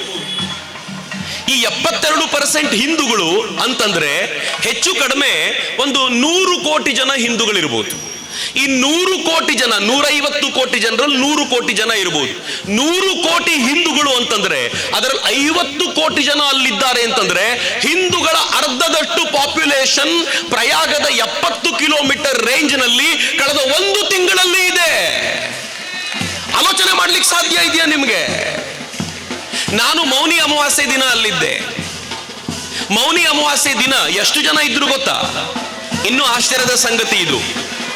ಈ ದೇಶದ ಒಬ್ಬ ಶ್ರೇಷ್ಠ ಸ್ವಾತಂತ್ರ್ಯ ಹೋರಾಟಗಾರ ಮಹಾಮನ ಪಂಡಿತ್ ಮದನ್ ಮೋಹನ್ ಮಾಲವೀಯರನ್ನ ಬ್ರಿಟಿಷ್ ಅಧಿಕಾರಿ ಕೇಳಿದ, ಅಯ್ಯೋ ಇಷ್ಟು ಜನರನ್ನು ಸೇರಿಸಬೇಕು ಅಂತಂದ್ರೆ ನೀವು ಬಹಳ ಖರ್ಚು ಮಾಡಿರ್ಬೇಕಲ್ಲ, ಬಹಳ ದುಡ್ಡು ಖರ್ಚು ಮಾಡಿರ್ಬೇಕಲ್ಲ, ಕರಪತ್ರ ಹಂಚಿರ್ಬೇಕು, ಆಟೋದಲ್ಲಿ ಪ್ರಚಾರ ಮಾಡಿರ್ಬೇಕು, ನಾವೆಲ್ಲ ಮಾಡ್ತೀವಲ್ಲ ಈಗ. ಅವತ್ತಿನ ದಿನಗಳಲ್ಲಿ ಏನೇನು ವ್ಯವಸ್ಥೆ ಇತ್ತೋ ಎಲ್ಲ ಬಳಸಿ ಊರೂರಿಂದ ಜನರನ್ನು ಕರ್ಕೊಂಡು ಬಂದಿರಬೇಕು, ನೀವು ಕ್ರೂಸರಲ್ಲಿ ಕರ್ಕೊಂಡು ಬಂದಿರಬೇಕು, ಟೆಂಪೋದಲ್ಲಿ ಕರ್ಕೊಂಡು ಬಂದಿರಬೇಕು, ಸಿಕ್ಕಾಪಟ್ಟೆ ಖರ್ಚು ಮಾಡಿರಬೇಕು. ಅಂದ್ರೆ ಮಹಾಮನ ಮಾಲವೀಯರು ಹೇಳಿದ್ರು, ಮಾಡಿದೀವಿ, 2 ಪೈಸೆ ಖರ್ಚು ಮಾಡಿದೀವಿ ಅಂದ್ರಂತೆ. ಇವನಿಗೆ ಆಶ್ಚರ್ಯ ಆಯ್ತು, 2 ಪೈಸೆ ಹೇಗೆ ಅಂತಂದ್ರೆ ಅವ್ರು ತಮ್ಮ ಜೇಬಲ್ ಕೈ ಹಾಕಿದ್ರು, ಒಂದು ಪಾಕೆಟ್ ಕ್ಯಾಲೆಂಡರ್ ತೆಗೆದ್ರು. ಆ ಕ್ಯಾಲೆಂಡರ್ ನಲ್ಲಿ ಇಂಥ ದಿನ ಪೂರ್ಣ ಕುಂಭ ಅಥವಾ ಕುಂಭಮೇಳ ಇದೆ ಅಂತ ಆ ಕ್ಯಾಲೆಂಡರ್ ಅಲ್ಲಿ ಒಂದು ಬಂದಿದೆ, ಒಂದು ಸಾಲಷ್ಟೇ. ಯಾರ್ಯಾರು ಇದನ್ನ ನೋಡಿದಾರೋ ಎಲ್ಲರೂ ಕುಂಭಮೇಳಕ್ಕೆ ಅಂತ ಇಲ್ಲಿ ಬಂದು ಸ್ನಾನ ಮಾಡಿ ಹೋಗ್ತಾರೆ. ಹಿಂದೂಗಳು ಸೇರುವ ರೀತಿ ಅದು ಅಂತ. ಯಾಕೆ ತಲೆ ಕೆಡಿಸ್ಕೊಳ್ತೀರಿ? ನಮ್ಮನ್ನ ಯಾರು ಕರಿಬೇಕಾಗಿಲ್ಲ. ಈಗ ಧರ್ಮದ ರಕ್ಷಣೆಗೆ ಅಗತ್ಯ ಇದೆ ಅಂತ ಗೊತ್ತಾದ್ರೆ ಮನೆಯಿಂದ ಧಾವಿಸಿ ಬರಬಲ್ಲಂತ ಸಾಮರ್ಥ್ಯ ಇದೆಯಲ್ಲ, ಅದು ಹಿಂದುವಾಗಿ ಹುಟ್ಟಿರುವವನ ರಕ್ತಗತವಾಗಿರುವಂತ ಸಂಗತಿ. ನಾವು ಸುಮ್ಮನೆ ಅವನನ್ನು ಜಾಗೃತ ಸ್ಥಿತಿಯಲ್ಲಿ ಇಡಬೇಕಾಗಿರುವಂತ ಅಗತ್ಯ ಇದೆ ಅಷ್ಟೇ. ಈಗಂತ ಜಾಗೃತ ಸ್ಥಿತಿಯಲ್ಲಿ ಇಡಬೇಕಾಗಿರುವಂತ ಜರೂರತ್ತಿದೆ ಅನ್ನೋ ಕಾರಣಕ್ಕೋಸ್ಕರ ನಿಮ್ಮ ಜೊತೆ ಮಾತನಾಡ್ತಿದ್ದೀನಿ. ನಾನು ಹೇಳೋ ಮಾತು ಸ್ವಲ್ಪ ಕಠಿಣ ಅಂತ ಅನ್ನಿಸ್ಬೋದು, ಆದ್ರೆ ನೀವು ತಿಳ್ಕೊಳ್ಬೇಕಾಗಿರುವಂತ ಅಗತ್ಯ ಇದೆ ಅಂತ ನಿಮ್ಮ ಜೊತೆ ಹಂಚ್ಕೊಳ್ತಿದ್ದೀನಿ ಮಿತ್ರರೇ. ಈ ದೇಶದಲ್ಲಿ ಮತ್ತು ಜಗತ್ತಿನ ಅನೇಕ ಕಡೆ ಮುಸಲ್ಮಾನರನ್ನ ಸಹಿಸಿಕೊಳ್ಳಲಾಗದಂತ ಸ್ಥಿತಿ ತಲುಪುತ್ತಿದ್ದಾರೆ. ಯಾರಾದ್ರೂ ಮುಸಲ್ಮಾನರಿದ್ರೆ, ಪ್ರಜ್ಞಾವಂತ ಮುಸಲ್ಮಾನರಿದ್ರೆ ಇದನ್ನ ಕೇಳಿ. ನೀವು ಈ ಸರ್ಕಾರವನ್ನು ನಂಬ್ಕೊಂಡು ಕೂತ್ಕೊಳ್ಬೇಡಿ. ಸಿದ್ದರಾಮಯ್ಯನವರು ಮತ್ತು ಇವತ್ತಿನ ಈ ಕಾಂಗ್ರೆಸ್ ಸರ್ಕಾರ, ನಾನು ಯಾವುದೇ ಪಾರ್ಟಿಯ ವಿರೋಧಿ ಏನಲ್ಲ, ಆದ್ರೆ ಮುಸಲ್ಮಾನರನ್ನ ಪ್ರಪಾತಕ್ಕೆ ತಳ್ಳಲಿಕ್ಕೆ ಅಂತಾನೆ ಇರೋದು. ಯಾಕೆ ಅಂತ ನಾನು ಹೇಳ್ತೀನಿ. ಅವರಿಗೆ ಈಗ ಡೂ ಆರ್ ಡೈ ಸಿಚುಯೇಷನ್, ಈಗ ಮಾಡು ಇಲ್ಲವೇ ಮಡಿ ಅಂತ ಅವ್ರಿಗೆ ಅನ್ನಿಸ್ಬಿಟ್ಟಿದೆ. 2047 ವೇಳೆಗೆ ನಾವು ಗಜ್ವಾಯೇ ಹಿಂದ್ ಮಾಡಲಿಲ್ಲ ಅಂತಂದ್ರೆ ಇನ್ ಯಾವತ್ತಿಗೂ ಕೂಡ ಭಾರತವನ್ನ ವಶಪಡಿಸ್ಕೊಳ್ಳಿಕ್ ಸಾಧ್ಯ ಇಲ್ಲ ಅಂತ. ಇವರು ಭಾರತವನ್ನ ವಶಪಡಿಸಿಕೊಳ್ಬೇಕು ಅಂತ ಯಾವತ್ತಿಂದ ಪ್ರಯತ್ನ ಪಡ್ತಿದ್ದಾರೆ ಗೊತ್ತಾ? ಕ್ರಿಸ್ತ ಶಕ 700ನೇ ಇಸ್ವಿನಿಂದ ಇವತ್ತಿನವರೆಗೂ ಇಡೀ ಭಾರತವನ್ನ ವಶಪಡಿಸಿಕೊಳ್ಬೇಕು ಅಂತ ಪ್ರಯತ್ನ ಪಡ್ತಾನೇ ಇದ್ದಾರೆ. ಪ್ರತಿ ಬಾರಿ ಉಚ್ಚಾಯ ಸ್ಥಿತಿಗೆ ಹೋಗ್ತಾರೆ. ಈ ದೇಶದ ಯಾರೋ ಒಬ್ಬ ರಾಜ ಎದ್ದು ಬಂದು ಇವ್ರು ಬುಡವನ್ನ ಕಡಿತಾನೆ, ಎಲ್ಲ ಧರಾಶಾಹಿಯಾಗಿ ಕುಸಿದು ಬೀಳ್ತಾರೆ. ಮತ್ತೊಮ್ಮೆ ಹಿಂದೂ ಸಾಮ್ರಾಜ್ಯ ಎದ್ದು ನಿಲ್ಲುತ್ತೆ. ಈ ಬಾರಿ ಅನ್ಸಿದೆ ಅವರಿಗೆ, ಈ ಬಾರಿ ಏನಾದ್ರೂ ಮಾಡಲೇಬೇಕು ಅಂತ. ಆದ್ರೆ ಪ್ರತಿ ಬಾರಿ ಇವರು ಹೇಗ್ ಮಾಡಿದ್ದಾರೆ ಗೊತ್ತಾ? ಮೊಘಲರು ಬಂದ್ರು, ಕಟ್ಟಿದ್ರು, ಶಿವಾಜಿ ಮಹಾರಾಜರು ಬಂದು ಅದನ್ನು ಕಡಿದು ಬಿಸಾಕಿದ್ರು. ದಕ್ಷಿಣ ಭಾರತದಲ್ಲಿ ಒಂದಷ್ಟು ಮುಸಲ ರಾಜರು ಬಂದ್ರು, ಅವ್ರು ಇಡೀ ದಕ್ಷಿಣ ಭಾರತವನ್ನ ಮುಸ್ಲಿಂ ಆಗಿ ಮಾಡ್ತೀವಿ ಎಂದ್ರು. ಇಬ್ಬರು ಹಕ್ಕಬುಕ್ಕರು ಎದ್ದು ನಿಂತರು ವಿದ್ಯಾರಣ್ಯರ ನೇತೃತ್ವದಲ್ಲಿ. ಇಡೀ ಹಿಂದೂ ಸಾಮ್ರಾಜ್ಯವನ್ನ ಕಟ್ಟಿ ದಕ್ಷಿಣ ಭಾರತವನ್ನು ಉಳಿಸಿಕೊಟ್ರು. ಉತ್ತರ ಭಾರತದಲ್ಲಿ ಸಿಖ್ಖರು ಬಂದರು. ಆ ಸಿಖ್ಖರು ಈ ದೇಶವನ್ನ ಹಿಂದೂ ಧರ್ಮೀಯರ ಕೈಯಲ್ಲಿ ಉಳಿಸಿಕೊಟ್ಟು ಹೋದ್ರು. ಈ ಭಾರತವನ್ನ ಪದೇ ಪದೇ ಉಳಿಸಿಕೊಡ್ತಿದ್ದಾರೆ. ಹೀಗಾಗಿ ಅವ್ರಿಗೆ ಅನ್ಸಿದೆ ಇದು ಫೈನಲ್ ಚಾನ್ಸ್ ಅಂತ. ಅವತ್ತು ಏನೇನು ಮಾಡಿದ್ರು ಇವತ್ತು ಅದನ್ನೇ ಮಾಡ್ತಿದ್ದಾರೆ. ನಮ್ಗೆ ಅರ್ಥ ಮಾಡ್ಕೊಳ್ಳಿಕ್ಕೆ ಸೋತು ಹೋಗ್ತಿದ್ದೀವಿ. ಅದಕ್ಕೆ ಸ್ವಲ್ಪ ಹೆಸರು ಚೇಂಜ್ ಮಾಡಿದ್ದಾರಷ್ಟೇ. ಅವತ್ತು ಈ ದೇಶದ ಹೆಣ್ಮಕ್ಕಳನ್ನ ಬಲಾತ್ಕಾರವಾಗಿ ಅಪಹರಿಸಿಕೊಂಡು ಹೋಗ್ತಿದ್ರು ಮಿತ್ರೆ, ಅಪಹರಿಸಿಕೊಂಡು ಹೋಗ್ತಾ ಇದ್ರು. ಯಾರಾದ್ರೂ ಇಲ್ಲಿ ರಾಜಸ್ಥಾನದ ಹುಡುಗರಿದ್ರೆ ಆ ರಾಜಸ್ಥಾನದ ಹುಡುಗರ ಮದುವೆ ನೋಡ್ಬೇಕು ನೀವು ಹೆಂಗಿರುತ್ತೆ ಅಂತ. ನಾನು ನೀವು ಮುಸಲ್ಮಾನರ ಆಕ್ರಮಣವನ್ನ ನೋಡಿದ್ದು ಬಹಳ ಕಡಿಮೆ, ನಮಗೇನು ಗೊತ್ತೇ ಇಲ್ಲ. ಉತ್ತರ ಭಾರತಕ್ಕೆ ಹೋಗಬೇಕು, ಅವರು ಮುಸಲ್ಮಾನರ ಆಕ್ರಮಣವನ್ನು ನೋಡಿದ್ದಾರೆ. ಹೀಗಾಗಿ ನಾವು ಬೆಳಗ್ಗೆ ಎದ್ರೆ ಗುಡ್ ಮಾರ್ನಿಂಗ್ ಹೇಳ್ತೀವಿ, ಯಾಕೆಂದ್ರೆ ನಮಗೆ ಮುಸಲ್ಮಾನರ ಆಕ್ರಮಣವೇ ಗೊತ್ತಿಲ್ಲ. ಅವ್ರು ಇವತ್ತಿಗೂ ಗುಡ್ ಮಾರ್ನಿಂಗ್ ಹೇಳೋದಿಲ್ಲ. ಇಂಗ್ಲಿಷ್ ಬರುವಂತ ವ್ಯಕ್ತಿಯೂ ಕೂಡ ಎದುರಿಗೆ ಯಾರು ಸಿಕ್ಕಿದ್ರು ಜೈರಾಮ್ಜಿ ಕಿ ಅಂತಾನೆ, ಜೈ ಶ್ರೀರಾಮ್ ಅಂತಾನೆ.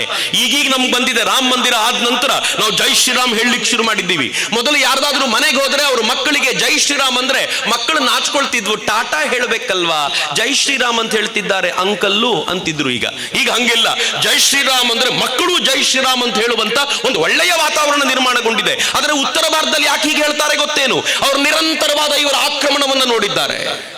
ರಾಜಸ್ಥಾನದ ಮದುವೆಗಳನ್ನು ನೀವು ನೋಡಬೇಕು, ಈಗಲೂ ಹಾಗೆ ಮಾಡ್ತಾರೆ. ಹೇಗೆ ಮಾಡ್ತಾರೆ ಗೊತ್ತಾ? ಮದುವೆಗೆ ಹುಡುಗ ಬರ್ತಾನೆ, ಹುಡುಗನ ತಂಡ ಬರುತ್ತೆ, ಊರಿನ ಆಚೆ ಆ ಹುಡುಗನ ಟೀಮ್ ಇಟ್ಟಿರ್ತಾರೆ. ಹುಡುಗ ಒಬ್ಬನೇ ಮದುವೆಗೆ ಬರುತ್ತೆ. ಇಡೀ ಹುಡುಗರ ಪಾಳೆಯದಿಂದ ಗಂಡು ಪಿಂಡ ಒಂದೇ ಮದುವೆ ಹುಡುಗ ಮಾತ್ರ, ಇನ್ಯಾರು ಬರಲ್ಲ. ನೋಡಿದೀನ್ರಿ, ಗಾಬರಿ ನನಗೆ ನೋಡಿ. ಸುತ್ತಲೂ ಹೆಣ್ಮಕ್ಳು, ಮಧ್ಯ ಹುಡುಗ ಒಬ್ಬ ಕೂತಿರ್ತಾನೆ. ಅವನು ಹೆಂಗ್ ಕೂತಿರ್ತಾನೆ ಅಂದ್ರೆ ಯುದ್ಧಕ್ಕೆ ಬಂದಿದ್ದಾನೆ ಅಂತ. ಮದುವೆ ಅಂತ ಅನ್ಸೋದೇ ಇಲ್ಲ ನಿಮಗೆ. ಮುಖ ಸುಂಡ್ರಿಸ್ಕೊಂಡು ಕೂತಿರ್ತಾನೆ. ಅಕ್ಕಪಕ್ಕದ ಹೆಣ್ಮಕ್ಳು ತಮಾಷೆ ಮಾಡ್ತಿರ್ತಾರೆ, ನಗುವಂಗಿಲ್ಲ ಅವನು.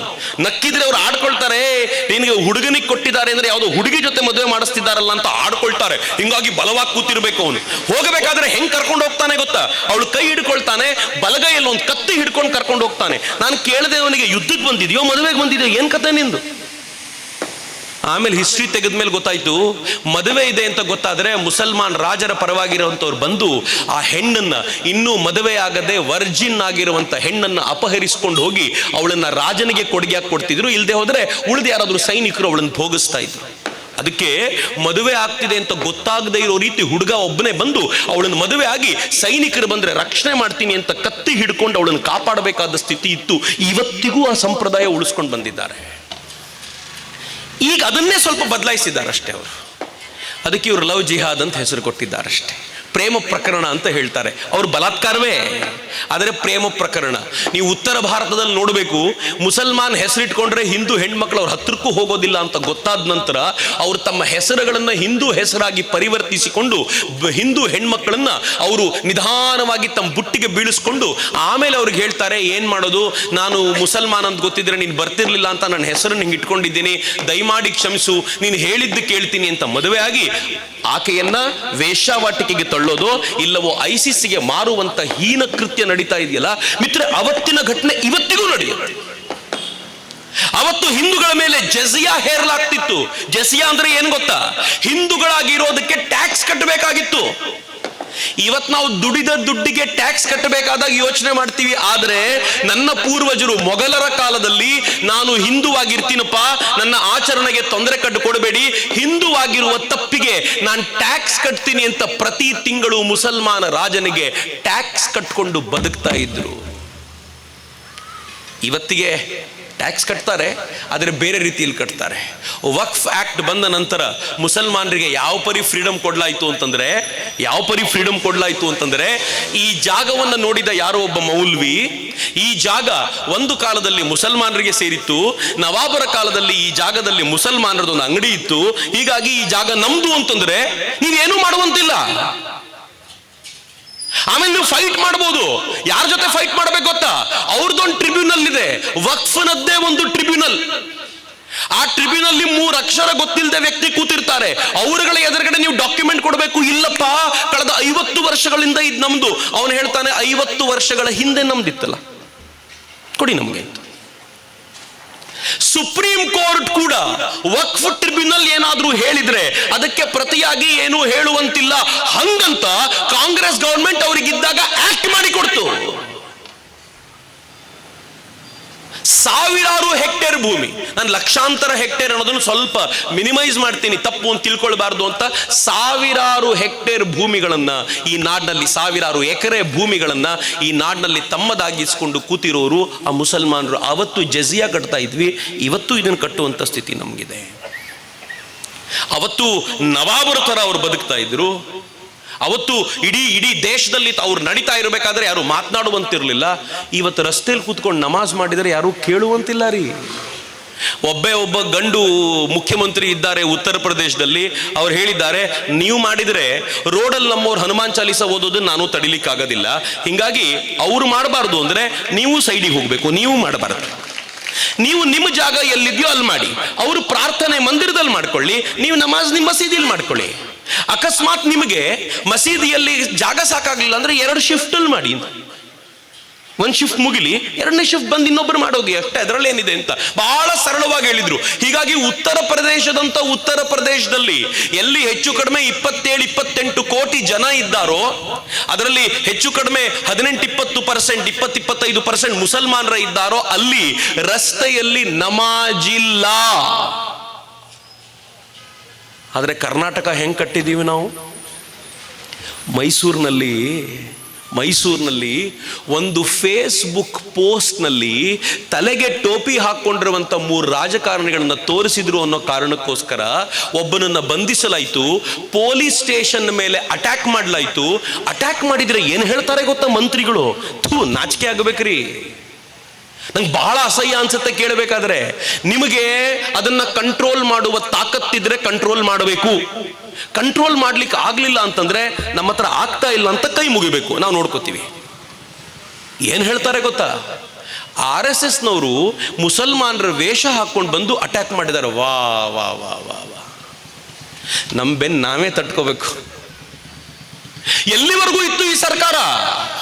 ಈ ಸರ್ಕಾರ ಅಧಿಕಾರಕ್ಕೆ ಬಂದ ತಕ್ಷಣ ಹೇಳ್ತು ನವಾಬರ ಅಧಿಕಾರ ಹೀಗೆ ಇತ್ತು, ಮುಸಲ್ಮಾನರ ಸರ್ಕಾರ ಇದು ಅಲ್ಲಾಹುವಿನ ಸರ್ಕಾರ, ಯಾಕೆಂದ್ರೆ ಅವರು ಓಟ್ ಹಾಕಿ ತಗೊಂಡು ಬಂದಿದ್ದು ಅಂತ ಹೇಳ್ತು.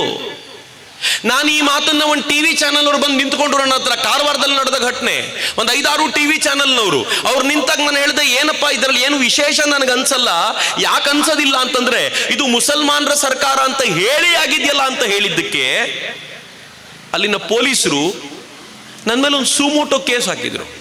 ಕೊಟ್ರೆ FIR ತೆಗೆದುಕೊಳ್ಳದ ಪೊಲೀಸರು ನಾನು ಟಿವಿ ಚಾನಲ್ಗೆ ಮಾತನಾಡಿರುವಂತ ಒಂದು ಸಂಗತಿಯ ಮೇಲೆ ಒಂದು FIR ಮಾಡಿ, ಸುಮೋಟೋ FIR ಮಾಡಿ ನನಗೆ ಕೋರ್ಟಿಗೆ ಬರುವಂತೆ ಕೇಳ್ಕೊಂಡ್ರು. ನನಗೆ ಬಹಳ ಆಶ್ಚರ್ಯ ಅನ್ಸುತ್ತೆ. ಕರ್ನಾಟಕವನ್ನ ಹೇಗೆ ಕಟ್ಟಿದ್ದೀವಿ, ಒಂದು ಕಡೆ ಉತ್ತರ ಪ್ರದೇಶ ಹಾಗೆ ಬಲವಾಗಿ ನಿಲ್ತಾ ಇದೆ, ಮತ್ತೊಂದು ಕಡೆ ಅಸ್ಸಾಂ ಹಾಗೆ ಬಲವಾಗಿ ನಿಲ್ತಾ ಇದೆ. ಆದ್ರೆ ಕರ್ನಾಟಕ ಹೇಗೆ ಹೋಗಿದೆ? ನಾನು ಯಾಕೆ ಮುಸಲ್ಮಾನರಿಗೆ ಎಚ್ಚರಿಕೆಯಿಂದಿರಿ ಅಂತ ಹೇಳ್ತಿದ್ದೀನಿ ಅಂತಂದ್ರೆ, ಇಡೀ ಜಗತ್ತಿನಿಂದ ಮುಸಲ್ಮಾನರನ್ನ ಅವರವರ ರಾಷ್ಟ್ರದಿಂದ ಓಡಿಸಲಾಗ್ತಾ ಇದೆ. ಅಮೆರಿಕಾದಲ್ಲಿ ಟ್ರಂಪ್ ಅಧಿಕಾರಕ್ಕೆ ಬಂದ ತಕ್ಷಣ ಹೇಳಿದ್ದಾನೆ, ಯಾರ್ಯಾರು ಇಲ್ಲೀಗಲ್ ಆಗಿ ಎಂಟ್ರ್ ಮಾಡಿದ್ದೀರೋ ಎಲ್ರನ್ನೂ ಒದ್ದು ಹೊರಗೆ ಹಾಕಲಾಗುತ್ತೆ, ರೆಡಿಯಾಗಿರಿ ಅಂತ ಹೊರಗೆ ಹಾಕೋದಕ್ಕೆ ಕೆಲಸ ಶುರುವಾಗೋಗಿದೆ ಅಲ್ಲಿ. ಜರ್ಮನಿ ಹೇಳಿದೆ, ಇಲ್ಲೀಗಲ್ ಆಗಿ ಎಂಟ್ರ್ ಆಗಿರೋನ್ನ ಹೊರಗೆ ಹಾಕ್ತೀವಿ. ಭಾರತದಿಂದ ಯಾರ್ಯಾರು ಇಲ್ಲೀಗಲ್ ಆಗಿ ಅಮೆರಿಕಕ್ಕೆ ಹೋಗಿದ್ರು, ಟ್ರಂಪ್ ಹೇಳಿದ ಭಾರತದಿಂದ ಯಾರ್ಯಾರು ಬಂದಿದ್ದಾರೋ ಹೊರಗೆ ಹಾಕ್ತೀವಿ. ಭಾರತ ಹೇಳ್ತು ದಯಮಾಡಿ ಕಳಿಸಿ. ಯಾಕೆಂದ್ರೆ ಇಲ್ಲಿಂದ ಇಲ್ಲಿ ಎಂಟರ್ ಆಗಿರೋರನ್ನ ಹೊರಗೆ ಹಾಕ್ಲಿಕ್ಕೆ ಇದೊಂದು ಒಳ್ಳೆ ಮಾರ್ಗದರ್ಶನ ಆಗುತ್ತೆ ನಮಗೆ.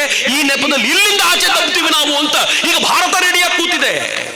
ಯಾರ್ಯಾರು ಬಾಂಗ್ಲಾದೇಶದಿಂದ ಒಳಗೆ ಬಂದಿದ್ರು ಅವ್ರನ್ನೆಲ್ಲ ಹೊರಗೆ ದಬ್ಬುವಂತ ಕೆಲಸ ಶುರುವಾಗಿದೆ. ಹೀಗಾಗಿ ಅವರಿಗೆ ಅನ್ಸಿದೆ ಇದು ಫೈನಲ್ ವಾರ್, ಈ ಯುದ್ಧವನ್ನ ಸರಿಯಾಗಿ ಮಾಡಲಿಲ್ಲ ಅಂತಂದ್ರೆ ಉಳಿಸ್ಕೊಳ್ಳಿಕ್ಕೆ ಸಾಧ್ಯ ಇಲ್ಲ ಅಂತ ಅವರಿಗೊಂದು ಗೊತ್ತಾಗಿದೆ ಅಂತ. ಮಿತ್ರ, ಈ ಯುದ್ಧವನ್ನ ಬರೀ ಮುಸಲ್ಮಾನರು ಅಂತ ನಾನು ಹೇಳೋದಿಲ್ಲ. ಈ ದೇಶದಲ್ಲಿ ಮುಸಲ್ಮಾನರ ಹೆಗಲ ಮೇಲೆ ಬಂದೂಕಿಟ್ಟು ಗುಂಡು ಚಲಾಯಿಸ್ತಾ ಇರೋರೇ ಬೇರೆ. ನಮ್ಮ ಕಣ್ಣೆದುರುಗಡೆ ಮುಸಲ್ಮಾನರು ಕಾಣ್ತಾರೆ, ಅವ್ರ ದುರದೃಷ್ಟ ಪಾಪ. ಅದು ನಾನು ಪಾಪ ಅಂತ ಅವ್ರಿಗೆ ಹೇಳ್ತೀನಿ. ಯಾಕೆ ಅಂತಂದ್ರೆ ಅವರಿಗೆ ಗೊತ್ತೇ ಆಗ್ತಾ ಇಲ್ಲ ಅವ್ರ ಹೆಗಲ ಮೇಲೆ ಯಾರೋ ಗುಂಡಿಟ್ಟು ಬಂದೂಕಿಟ್ಟು ಹೊಡಿತಾ ಇದ್ದಾರೆ ಅಂತ. ಏಟು ಬೀಳ್ತಿರೋದು ಮಾತ್ರ ಅವ್ರಿಗೇನೆ. ಆದರೆ ಯಾರು ಬಂದೂಕಿಟ್ಟಿದ್ದಾರೆ ಗೊತ್ತಾ? ಈ ನಾಡಿನ ಲೆಫ್ಟಿಸ್ಟ್ಗಳು, ಈ ನಾಡಿನ ವೋಕಿಸಂನ ಮೂಲಕ ಈ ನಾಡನ್ನ ಧ್ವಂಸಗೊಳಿಸಬೇಕು, ಇಲ್ಲಿನ ಕಲ್ಚರ್ನ ನಾಶಪಡಿಸಬೇಕು ಅಂತ ಯಾರ್ಯಾರಿದ್ದಾರೋ ಅವರು ಸ್ಪಷ್ಟವಾಗಿ ಈ ದೇಶವನ್ನು ಧ್ವಂಸಗೊಳಿಸ್ಲಿಕ್ಕೆ ಮುಸಲ್ಮಾನರನ್ನ ಬಳಸ್ಕೊಳ್ತಿದ್ದಾರೆ. ಮಿತ್ರ, ಸುಮ್ಮನೆ ಒಂದು ಸಂಗತಿ ಹೇಳ್ತೀನಿ ನಿಮಗೆ, ಸ್ವಲ್ಪ ಗಂಭೀರ ಅನಿಸ್ಬೋದು, ಆದ್ರೆ ಕೇಳಿ, ಮನಸ್ಸಿನಲ್ಲಿ ಇಟ್ಕೊಳ್ಳಿ. ನಾನು ಕಳೆದ 3-4 ತಿಂಗಳಿಂದ ಇದ್ರ ಬಗ್ಗೆ ತುಂಬಾ ಮಾತನಾಡ್ತಿದ್ದೆ. ಇವತ್ತು ನನಗೆ ಬಹಳ ಹೆಮ್ಮೆ ಅನ್ನಿಸ್ತಾ ಇದೆ. ಏನೇನು ಮಾತನಾಡಿದ್ವು ಅದು ಸಂಪೂರ್ಣವಾಗಿ ಧ್ವಂಸಗೊಳ್ಳುವಂತ ಹಂತಕ್ಕೆ ಬಂದಿದೆ. ಅಮೆರಿಕಾದ USAID ಅಂತ ಒಂದಿದೆ, ಯುನೈಟೆಡ್ ಸ್ಟೇಟ್ಸ್ನ ಜಗತ್ತಿನ ಡೆವಲಪ್ಮೆಂಟ್ಗೆ ಅಂತ ಕೊಡುವಂತ ಹಣವನ್ನ USAID ಅಂತ ಕರೀತಾರೆ.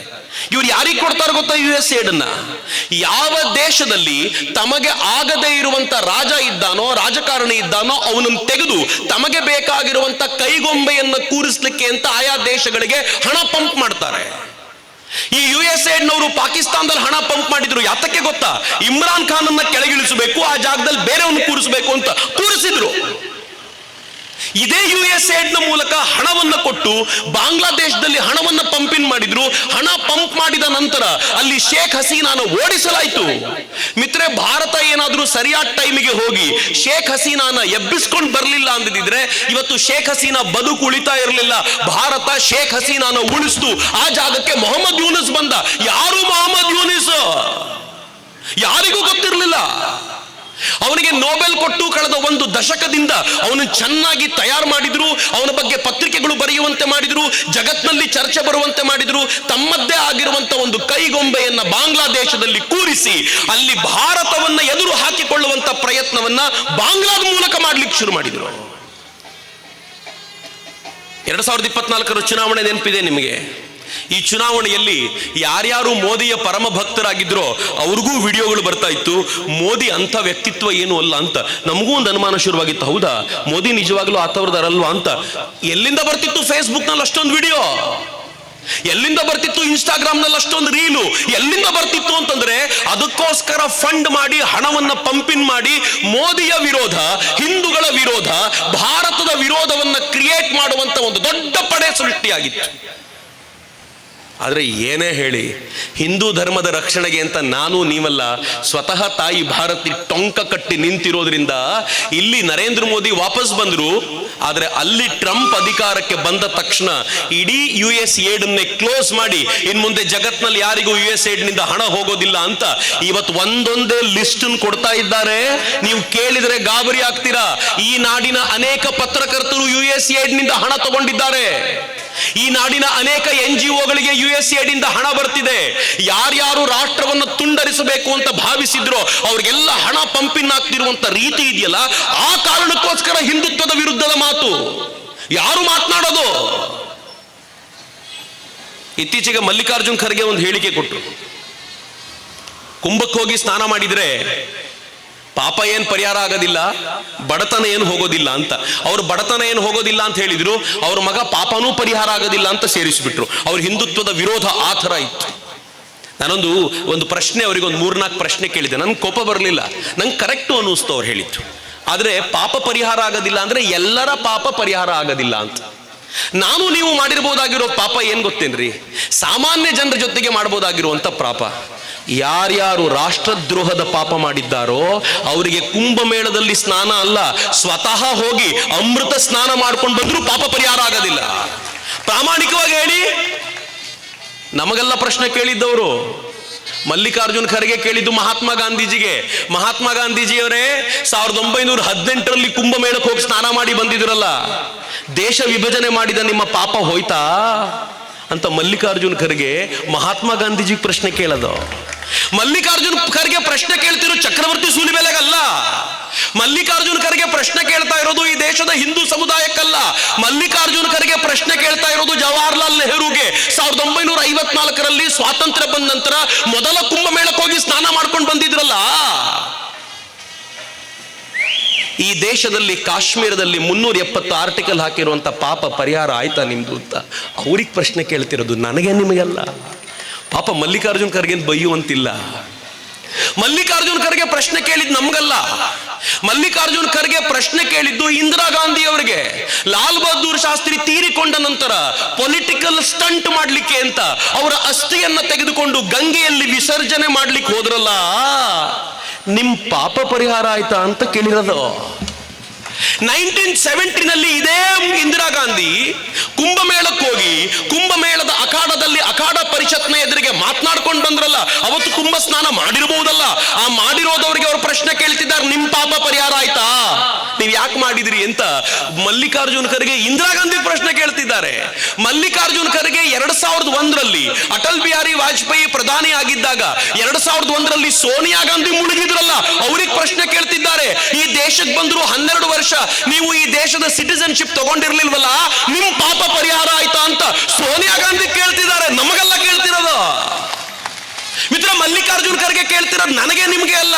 ಅವ್ರು ಕೇಳ್ತಿರೋದು ರಾಹುಲ್ ಗಾಂಧಿಗೆ, ಅವ್ರು ಕೇಳ್ತಿರೋದು ಪ್ರಿಯಾಂಕಾ ಗಾಂಧಿಗೆ. ಕಳೆದ ಕುಂಭಮೇಳದಲ್ಲಿ ಮಿಂದು ಎದ್ದಿದ್ರಲ್ಲ, ಪಾಪ ಪರಿಹಾರ ಆಯ್ತಾ?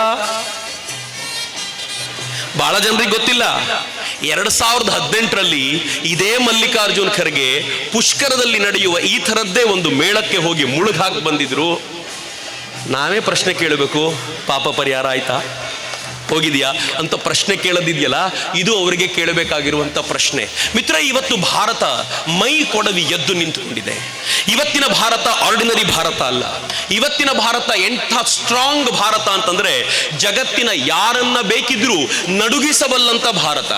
ಇವತ್ತಿನ ಭಾರತ ಹೆಂಗಿದೆ ಗೊತ್ತೇನು? ಚೀನಾದವರು ಭಾರತದ ಎದುರಿಗೆ ಬಂದು ನಿಂತ್ಕೊಂಡು 50,000 ಜನ ಸೈನಿಕರನ್ನ ನಿಲ್ಲಿಸಿ ಅತ್ಯಾಧುನಿಕ ಶಸ್ತ್ರಗಳನ್ನು ತಗೊಂಡು ಬಂದ್ರೆ ಭಾರತ ಅಮೆರಿಕಾದ ಹತ್ರ ಓಡೋಗಿ ಚೀನಾಕ್ ಸ್ವಲ್ಪ ಬುದ್ಧಿ ಹೇಳಿ ಅಂತ ಕೇಳುವಂತ ಸ್ಥಿತಿಯಲ್ಲಿಲ್ಲ. ಇವತ್ತು ಭಾರತ ಏನ್ ಹೇಳುತ್ತೆ ಗೊತ್ತಾ? ನೀವು 50,000 ಜನ ಸೈನಿಕರು ನಿಲ್ಲಿಸಿದ್ರೆ ನಾನು 50,000 ಜನ ಸೈನಿಕರು ನಿಲ್ಲಿಸ್ತೀನಿ. ನೀವು ನಿಮ್ಮ ಸ್ಟೆಲ್ತ್ ಫೈಟರ್ ನ ತಗೊಂಡ್ ಬಂದು ನಿಲ್ಲಿಸಿ, ನಾನು ರಫೇಲ್ ತಗೊಂಡ್ ಬಂದು ನಿಲ್ಲಿಸ್ತೀನಿ. ನೀವು ನಿಮ್ಮ ಟ್ಯಾಂಕ್ ಗಳನ್ನು ತಗೊಂಡ್ ಬಂದು ನಿಲ್ಲಿಸಿ, ನಾನು ಅರ್ಜುನ್ ಟ್ಯಾಂಕ್ ತಗೊಂಡ್ ಬಂದು ನಿಲ್ಲಿಸ್ತೀನಿ ಅಂತ ಭಾರತ ಐಬಾಲ್ ಟು ಐಬಾಲ್ ಕನ್ಫ್ರಂಟೇಷನ್ಗೆ ಚೈನಾ ಜೊತೆಗೆ ನಿಂತಿದ್ಯಲ್ಲ, ಇದು ಹೊಸ ಭಾರತ. ಮಿತ್ರ, ಹೊಸ ಭಾರತ ಹೆಂಗಿದೆ? ಯಾವ ಪಾಕಿಸ್ತಾನ ಒಂದು ಕಾಲದಲ್ಲಿ ನಮಗೆ ಸಹಿಸಿಕೊಳ್ಳಲಿಕ್ಕೆ ಆಗದೇ ಇರುವಂತ ರಾಷ್ಟ್ರವಾಗಿತ್ತು, ಇವತ್ತು ಪಾಕಿಸ್ತಾನ ಬರ್ಬಾದಾಗಿ ಹೋಗಿದೆ. ಇದು ಹೊಸ ಭಾರತ. ಪಾಕಿಸ್ತಾನಕ್ಕೆ ನಾವು ಕಲಿಸಿರೋ ಪಾಠ ಇಂಥದ್ದು. ನಿನ್ನೆ ತಾನೇ ಪಾಕಿಸ್ತಾನಿಯರು ಸೀಸ್ ಫೈರ್ ಮಾಡಿ ಈ ದೇಶದ ಒಬ್ಬ ಸೈನಿಕನನ್ನ ಕೊಂದಿದ್ರು. ಯುದ್ಧ ವಿರಾಮವನ್ನು ಮುರಿದು ಹಾಕಿ ಒಬ್ಬ ಸೈನಿಕರನ್ನು ಕೊಂದಿದ್ರು. ನಾನು ಇಲ್ಲಿಗೆ ಬರಬೇಕಾದ್ರೆ ನ್ಯೂಸ್ ಓದ್ಕೊಂಡು ಬಂದಿದ್ದೀನಿ, ನಮ್ಮವರು ಹಾರಿಸಿದ ಆ ಗುಂಡಿಗೆ ಪಾಕಿಸ್ತಾನದ 5 ಸೈನಿಕರು ಬಲಿಯಾಗಿದೆ, ನೀವು ಒಬ್ಬರನ್ನು ತಗೊಳ್ಳಿ, ನಾವು 5 ಜನರನ್ನು ತಗೋತೀವಿ ಅಂತ. 5 ನಂಬರ್ ಕಡಿಮೆ ಆಯ್ತು. ಮೋಸ್ಟ್ಲಿ ನಾಳೆ ನಾಡಿದ್ರಲ್ಲಿ ಇನ್ನೊಂದು 5 ನಂಬರ್ ಬಂದರೂ ಬರ್ಬೋದು, ಯಾರು ಆಶ್ಚರ್ಯ ಪಡಬೇಕಾಗಿಲ್ಲ. ಹೊಸ ಭಾರತ ಹಿಂಗಿದೆ ರೀ, ಹೊಸ ಭಾರತ ಹೆಂಗಿದೆ ಗೊತ್ತೇನು? ನನಗೆ ಬಹಳ ಹೆಮ್ಮೆ ಇದೆ ಈ ರಾಷ್ಟ್ರದ ಕುರಿತಂತೆ ಮಾತನಾಡುವಾಗ. ಜಗತ್ತಿನ 5ನೇ ಶ್ರೀಮಂತ ರಾಷ್ಟ್ರ ನಾವಿವತ್ತು. ಯಾವ ಇಂಗ್ಲೆಂಡು 200 ವರ್ಷಗಳ ಕಾಲ ನಮ್ಮನ್ನ ಆಳ್ವಿಕೆ ಮಾಡಿ ಈ ದೇಶದಿಂದ ಲೂಟಿ ಮಾಡ್ಕೊಂಡು ಹೋಗಿತ್ತು, ಆ ಇಂಗ್ಲೆಂಡನ್ನು ಹಿಂದಕ್ಕೆ ತಳ್ಳಿ ವಾಪಸ್ ಭಾರತ 5ನೇ ಶ್ರೀಮಂತ ರಾಷ್ಟ್ರವಾಗಿ ಬೆಳೆದಿದೆ. ಬರೀ ಶ್ರೀಮಂತ ರಾಷ್ಟ್ರವಾಗಿರೋದು ಅಷ್ಟೇ ಅಲ್ಲ, ಯಾರ್ಯಾರು ಕಷ್ಟದಲ್ಲಿದ್ದಾರೋ ಅವರಿಗೆ ಸಹಾಯ ಕೊಡ್ಲಿಕ್ಕೋಸ್ಕರ ನಿಂತಿರುವ ರಾಷ್ಟ್ರ ಭಾರತ. ಶ್ರೀಲಂಕಾ ಪೂರ್ತಿ ಬರ್ಬಾದಾಗುವ ಸ್ಥಿತಿಯಲ್ಲಿದ್ದಾಗ ಇಂಟರ್ನ್ಯಾಷನಲ್ ಮಾನಿಟರಿ ಫಂಡ್ ಅವರೇ $2.5 ಬಿಲಿಯನ್ ಸಾಲ ಕೊಟ್ಟರೆ, ಭಾರತ $4 ಬಿಲಿಯನ್ ಸಾಲವನ್ನ ಶ್ರೀಲಂಕಾಕ್ಕೆ ಕೊಡುತ್ತೆ. ಶ್ರೀಲಂಕಾ ಹೇಳುತ್ತೆ, ಇವತ್ತು ನಾವು ಬದುಕಿದ್ದೀವಿ ಅಂದ್ರೆ ಅದಕ್ಕೆ ಕಾರಣ ಭಾರತ ಅಂತ. ಮಾಲ್ಡೀವ್ಸ್ ನಮ್ಮ ವಿಚಾರವಾಗಿ ಸ್ವಲ್ಪ, ಈ ಪದ ಬಳಸಿದ್ರೆ ಬೇಜಾರು ಮಾಡಬೇಡಿ, ಹಿರಿಯರಿದ್ದಾರೆ, ಗಾಂಚಾಲಿ ಮಾಡ್ತು. ನಾನು ಬಳಸ್ತೀನಿ ಎಚ್ಚರಿಕೆಯಿಂದ. ಸ್ವಲ್ಪ ಗಾಂಚಾಲಿ ಮಾಡ್ತು ಮಾಲ್ಡೀವ್ಸ್. ಈ ದೇಶದ ಪ್ರಧಾನಿ ಏನೂ ಮಾಡ್ಲಿಲ್ಲ ರೀ. ಈ ದೇಶದ ಪ್ರಧಾನಿ ಲಕ್ಷದ್ವೀಪಕ್ಕೆ ಹೋಗಿ ಒಂದು ಒಳ್ಳೆ ಫೋಟೋ ಹಾಕಿದ್ರು. ನಾನು ಲಕ್ಷದ್ವೀಪದಲ್ಲಿ ಇದ್ದೀನಿ, ಎಷ್ಟು ಸುಂದರವಾಗಿದೆ ಲಕ್ಷದ್ವೀಪ ಅಂತ. ಅದಾದ 3 ತಿಂಗಳಿಗೆ ಮಾಲ್ಡೀವ್ಸ್ ಕಾಲಿಗೆ ಬಿತ್ತು, ದಯಮಾಡಿ ನೀವು ಹಂಗೆ ಮಾಡಬೇಡಿ, ದಯಮಾಡಿ. ಯಾಕೆಂದ್ರೆ ಜನ ಮಾಲ್ಡೀವ್ಸ್ಗೆ ಹೋಗೋದು ಬಿಟ್ರು, ಅವ್ರು ಲಕ್ಷದ್ವೀಪಕ್ಕೆ ಹೋಗ್ತೀನಿ ಅಂದ್ರು. ನಾನು ಬೇಕಿದ್ರೆ ಗೋವಾಕ್ಕೆ ಹೋಗ್ತೀನಿ, ಮಾಲ್ಡೀವ್ಸಿಗೆ ಮಾತ್ರ ಹೋಗೋದಿಲ್ಲ. ನನ್ನ ದೇಶದ ವಿರುದ್ಧ ಯಾವ ರಾಷ್ಟ್ರ ಮಾತನಾಡುತ್ತೋ ಆ ರಾಷ್ಟ್ರಕ್ಕೆ 1 ಹನಿ ನೀರು ಕೊಡೋದಿಲ್ಲ ಅಂತ ಭಾರತೀಯರು ನಿಶ್ಚಯ ಮಾಡ್ತಾರಲ್ಲ, ಇದು ಹೊಸ ಭಾರತ ರೀ ಮಿತ್ರ. ಇವತ್ತಿನ ಭಾರತ ಹೆಂಗಿದೆ ಗೊತ್ತಾ? ಅಮೆರಿಕ AIL ಮುಂದೆ, ಚೈನಾ AIL ಮುಂದೆ ಹಂಗಂತ ಮಾತಾಡ್ತಿರ್ಬೇಕಾದ್ರೆ ಭಾರತ ಹೇಳುತ್ತೆ, ನಾನೇನು ಹಿಂದೆ ಬಿದ್ದಿಲ್ಲ, ಇನ್ನೊಂದು 6 ರಿಂದ 8 ತಿಂಗಳು ನಾನು ಹೊಸ ಮಾಡೆಲ್ ತಗೊಂಡು ಬರ್ತೀನಿ, ನೋಡ್ತಾ ಇರಿ. ನಂಗೆ ಬಹಳ ಆಶ್ಚರ್ಯ ಅನ್ಸಿದ್ದು ಏನು ಗೊತ್ತಾ? ನೀವು ಇದನ್ನ ನಾನು ಪೊಲಿಟಿಕಲ್ ಭಾಷಣ ತಿಳ್ಕೊಳ್ಬೇಡಿ, ನಾನು ಎಲೆಕ್ಷನ್ ಟೈಮಲ್ಲಿ ಮಾತ್ರ ಮಾಡೋದು.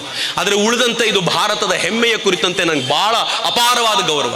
ಈ ದೇಶದ ಪ್ರಧಾನಿ ಮೊನ್ನೆ ಎಲ್ಲ ಫ್ರಾನ್ಸ್ನಲ್ಲಿದ್ದರು. ಫ್ರಾನ್ಸ್ನಲ್ಲಿ ಆರ್ಟಿಫಿಷಿಯಲ್ ಇಂಟೆಲಿಜೆನ್ಸ್ ಮೇಲೆ ಒಂದು ಮೀಟಿಂಗ್. ಆ ಮೀಟಿಂಗ್ ನಲ್ಲಿ ಫ್ರಾನ್ಸಿನ ಪ್ರಧಾನಿ, ಕೆನಡಾದ ರಿಸೈನ್ ಮಾಡಿರುವಂತ ಅಧ್ಯಕ್ಷ ಅವರೆಲ್ಲರೂ ಕೂತಿದ್ರು. ದೊಡ್ಡ ಅಲ್ಲಿನ ಬುದ್ಧಿವಂತರೆಲ್ಲ ಕೂತಿದ್ರು. ಈ ದೇಶದ ಪ್ರಧಾನಿ ಅದು ಏನ್ ಮಾತನಾಡ್ತಾರಪ್ಪ ಅಂತ ನೋಡಿದ್ರೆ, ಈ ದೇಶದ ಪ್ರಧಾನಮಂತ್ರಿ ಹೇಳಿದ್ರು, AI ಬಯಾಸ್ಡ್, ಯಾರು ಏನ್ ತುಂಬಿರ್ತಾರೋ ಅದನ್ನು ಮಾತ್ರ ಹೇಳುತ್ತೆ, ಅದು ಬಿಟ್ಟರೆ ಬೇರೆ ಹೇಳಲಿಕ್ಕೆ ಬರೋದಿಲ್ಲ. ಅದಕ್ಕೆ ಸರಿಯಾದನ್ನು ತುಂಬುವಂತ ಅಗತ್ಯ ಇದೆ ಅಂದ್ರು. ಎಲ್ಲರೂ ಹೇಳ್ತಾರೆ. ಅವರೊಂದು ಸಣ್ಣ ಹಿಂಟ್ ಕೊಟ್ಟರು. ಅವ್ರು ಏನ್ ಹೇಳಿದ್ರು ಗೊತ್ತಾ? ನೀವು AI ಚಿತ್ರ ಬಿಡಿಸೋರನ್ನ, AI ನ ಆಪ್ಗೆ ಚಿತ್ರ ಬಿಡಿಸ್ಲಿಕ್ಕೆ ಕೊಡ್ಬೇಕಾದ್ರೆ ಹೇಳಿ, ಎಡಗೈಯಿಂದ ಬರಿತಾ ಇರೋನ ಒಂದು ಚಿತ್ರ ಬೇಕು ಅಂತ ಕೇಳಿ, AI ಕೊಡೋದೇ ಇಲ್ಲ, ಬಲಗೈಯಿಂದ ಬರೆಯೋರು ಚಿತ್ರ ಮಾತ್ರ ಕೊಡುತ್ತೆ. ಯಾಕೆ ಅಂದ್ರೆ AIಗೆ ಎಡಗೈಯಿಂದ ಬರೆಯೋದು ಅಂದ್ರೆ ಏನು ಅಂತಾನೆ ಗೊತ್ತಿಲ್ಲ, ಎಲ್ಲ ಬಲಗೈನವರೇ ತುಂಬಿಕೊಂಡ್ಬಿಟ್ಟಿದ್ದಾರೆ ಅಲ್ಲಿ ಅಂತಂದ್ರು. ಅಲ್ಲಿವರೆಗೂ ಜಗತ್ತಿನ ಜನಕ್ಕೆ ಇದು ಆಶ್ಚರ್ಯದ ಸಂಗತಿಯಾಗಿತ್ತು, ಯಾರಿಗೂ ಗೊತ್ತಿರಲಿಲ್ಲ. ಆಮೇಲೆ ನೋಡಿ ಟ್ವಿಟರ್ ನಲ್ಲಿ AIಗೆ ಪ್ರಶ್ನೆ ಕೇಳೋದು, ಬಲಗೈಯಿಂದ ಬರೋರು ಚಿತ್ರ ಬರೋದು, ಎಲ್ಲ ಹಾಕಿ ಹೇಳಿದ್ರು. ನಮ್ಗೆ ಗೊತ್ತಿರಲಿಲ್ಲ ಈ ದೇಶದ ಪ್ರಧಾನಿ ಅದ್ಭುತವಾದ ಸಂಗತಿಯನ್ನು ಕೊಟ್ಟಿದ್ದಾರೆ ಅಂತ. ನಂಗೆ ಬಹಳ ಹೆಮ್ಮೆ ಅನ್ನಿಸ್ತು. ಭಾರತ ಅನ್ಬಯಾಸ್ಡ್ ಆಗಿರುವಂತ ಒಂದು ಶ್ರೇಷ್ಠ ಚಿಂತನೆಯ AI ಅನ್ನು ಕೊಡುತ್ತೆ ಅಂತ ಜಗತ್ತು ಒಪ್ಪಿಕೊಳ್ಳುವಂತ ಸ್ಥಿತಿಗೆ ಭಾರತವನ್ನ ನಿರ್ಮಾಣ ಮಾಡೋದಿದೆಯಲ್ಲ, ಇದು ಆರ್ಡಿನರಿ ಸಂಗತಿಯಲ್ಲ ಅಂತ. ಹೊಸ ಭಾರತ ನಮ್ಮ ಪುಣ್ಯವನ್ನ ಮತ್ತೆ ಕೊಂಡಾಡ್ತಾ ಇದ್ದೀನಿ. ಆದರೆ ಈಗ ಆಗಬೇಕಾಗಿರೋ ಕೆಲಸ ಏನು ಗೊತ್ತೇನು ಮಿತ್ರರೇ? ನಾವು ನಮ್ಮ ಮನೆಗಳನ್ನು ಕಟ್ಟಬೇಕಾಗಿದೆ. ಈ ದೇಶವನ್ನು ಭರ್ಜರಿಯಾಗಿ ಕಟ್ಟುವಂಥ ಕೆಲಸ ಏನೋ ನಡೆದಿದೆ. ನಮ್ಮ ಮನೆಗಳನ್ನು ಕಟ್ಟಬೇಕಾಗಿದೆ. ನಮ್ಮ ಮನೆಗಳಲ್ಲಿ ಹೊಸ ತಾರುಣ್ಯ ಹೇಗಿದೆ ಅಂತಂದ್ರೆ, ಆ ಹೊಸ ತಾರುಣ್ಯಕ್ಕೆ ಧರ್ಮದ ಅಭೀಪ್ಸೆ ಇಲ್ಲ, ಧರ್ಮವನ್ನು ತಿಳ್ಕೊಳ್ಬೇಕು ಅನ್ನುವಂಥದ್ದಿಲ್ಲ, ಧರ್ಮದ ಆಚರಣೆ ಮಾಡಬೇಕು ಅನ್ನುವಂಥದ್ದಿಲ್ಲ. ನೀವು ಕಾಲೇಜಿಗೆ ಹೋಗಿ ನೋಡಿ ನಮ್ಮ ಮಕ್ಕಳು ಹೆಂಗಾಗಿದ್ದಾರೆ ಅಂದ್ರೆ, ತಲೆ ಬಗ್ಗಿಸಿ ಕೂತ್ರು ಅಂದ್ರೆ. ನಾನು ಚಿಕ್ಕವನಿರುವಾಗ ನಮ್ಮ ತಾಯಿ ಹೇಳೋಳು, ನಡ್ಕೊಂಡು ಹೋಗ್ಬೇಕಾದ್ರೆ ತಲೆ ಬಗ್ಗಿಸ್ಕೊಂಡು ಹೋಗ್ಬೇಕು, ತಲೆ ಬಗ್ಗಿಸ್ಕೊಂಡು ವಾಪಸ್ ಬರ್ಬೇಕು, ಅಕ್ಕಪಕ್ಕ ಏನು ನೋಡೋಂಗಿಲ್ಲ ಅಂತ ಬೈಯೋರು ನಮ್ಗೆ. ಇವತ್ತಿನ ತರುಣರಿಗೆ ಹೇಳಬೇಕು ಅಂತಾನೆ ಇಲ್ಲ, ಅವ್ರ ತಲೆ ಬಗ್ಗಿಸ್ಕೊಂಡು ಮೊಬೈಲ್ ನೋಡ್ತಾ ಹೋದ್ರೆ ತಲೆ ಎತ್ತುದೇ ಇಲ್ಲ. ರಸ್ತೆಯಲ್ಲ, ಮನೇಲಿ ಕೂತ್ರು ಅದೇ. ಆ ರೀಲ್ಗಳಲ್ಲಿ ಬರುವಂತ ಸಂಗತಿಗಳಿವೆಯಲ್ಲ, ಎಂತ ಅಸಹ್ಯಕರ ಗೊತ್ತೇನು? ಒಬ್ಬ ರಣವೀರ್ ಅಲಹಾಬಾದಿಯನ್ನ ಯಾರಾದ್ರೂ ಇಲ್ಲಿ ನೋಡಬಲ್ಲವರಿದ್ರೆ ನೋಡಬೇಡಿ ಅದ ವಿಡಿಯೋನ, ಆದ್ರೆ ಅಕಸ್ಮಾತ್ ನಿಮ್ ಕ್ಯೂರಿಯಾಸಿಟಿ ಇದ್ರೆ ನೋಡಿ. ತಮಾಷೆ ಅನ್ನೋ ಹೆಸರಲ್ಲಿ ಅಯೋಗ್ಯ ರಣವೀರ್ ಅಲಹಾಬಾದಿಯ ಮತ್ತು ಅವನ ಟೀಮ್ ಸೇರ್ಕೊಂಡು ಎಂತೆಂತೆಲ್ಲ ಮಾತಾಡಿವೆ ಗೊತ್ತಾ? ಈ ದೇಶ ಉಲ್ಟಾ ಬಿದ್ದಿದೆ ಅವರಿಗೆ. ಈಗ ಅವರನ್ನ ಪಾರ್ಲಿಮೆಂಟರಿ ಕಮಿಟಿಯ ಮುಂದೆ ಕರೆಸಿ ಅವ್ರಿಗೆ ವಿಚಾರಣೆ ನಡೆಸುವಂತ ಒಂದು ಹಂತಕ್ಕೆ ಭಾರತ ಹೋಗ್ತಿದೆಯಲ್ಲ, ಒಳ್ಳೆಯ ಸಂಗತಿ ಇದು. ನನ್ನ ದೇಶದ ಹೊಸ ಪೀಳಿಗೆಯ ತರುಣರನ್ನ ಈ ನಾಡಿನ ಸಂಸ್ಕೃತಿಯಿಂದ ದೂರ ತೆಗೆದುಕೊಂಡು ಹೋಗುವ ಪ್ರಯತ್ನ ನಡೀತಾ ಇದೆಯಲ್ಲ, ವಾಪಸ್ ಅವರನ್ನ ಕರ್ಕೊಂಡು ಬಂದು ಸಂಸ್ಕೃತಿಯ ಈ ಚೌಕಟ್ಟಿಗೆ ಕಟ್ಟು ಹಾಕುವಂತ ಪ್ರಯತ್ನವನ್ನ ನಾನು ನೀವು ಮಾಡಬೇಕಾಗಿದೆ. ಯಾವಾಗ ಹಿಂದೂ ಧರ್ಮ ನಮ್ಮ ಹೊಸ ತರುಣ ಪೀಳಿಗೆಯ ಹೃದಯದ ಆಳಕ್ಕೆ ಇಳಿಯುತ್ತೋ ಆಗ ಹೊಸ ರಾಷ್ಟ್ರ ನಿರ್ಮಾಣಗೊಳ್ಳುತ್ತೆ. ಈ ರಾಷ್ಟ್ರ ಇಡೀ ಜಗತ್ತಿಗೆ ಮಾರ್ಗದರ್ಶನ ಕೊಡುವಂತದ್ದಾಗಿರುತ್ತೆ. ಸ್ವಾಮಿ ವಿವೇಕಾನಂದರು ಒಂದು ಮಾತು ಹೇಳ್ತಾರೆ. ಏನ್ ಹೇಳ್ತಾರೆ ಗೊತ್ತೇನು? ಯಾವತ್ಯಾವತ್ತು ಜಗತ್ನಲ್ಲಿ ವರ್ಲ್ಡ್ ವಾರ್ ನಡೆದು ಈ ಜಗತ್ತನ್ನ ಒಂದು ಛತ್ರಛಾಯೆ ಅಡಿ ತರಬೇಕು ಅಂತ ಪ್ರಯತ್ನ ಮಾಡ್ತೀವೋ ಅವತ್ತೆಲ್ಲ ಹಿಂದೂ ಧರ್ಮ ಜಗತ್ತಿಗೆ ಮಾರ್ಗದರ್ಶನವನ್ನು ಕೊಡುವಂತ ಪ್ರಯತ್ನ ಮಾಡುತ್ತೆ ಅಂತ. ಈಗ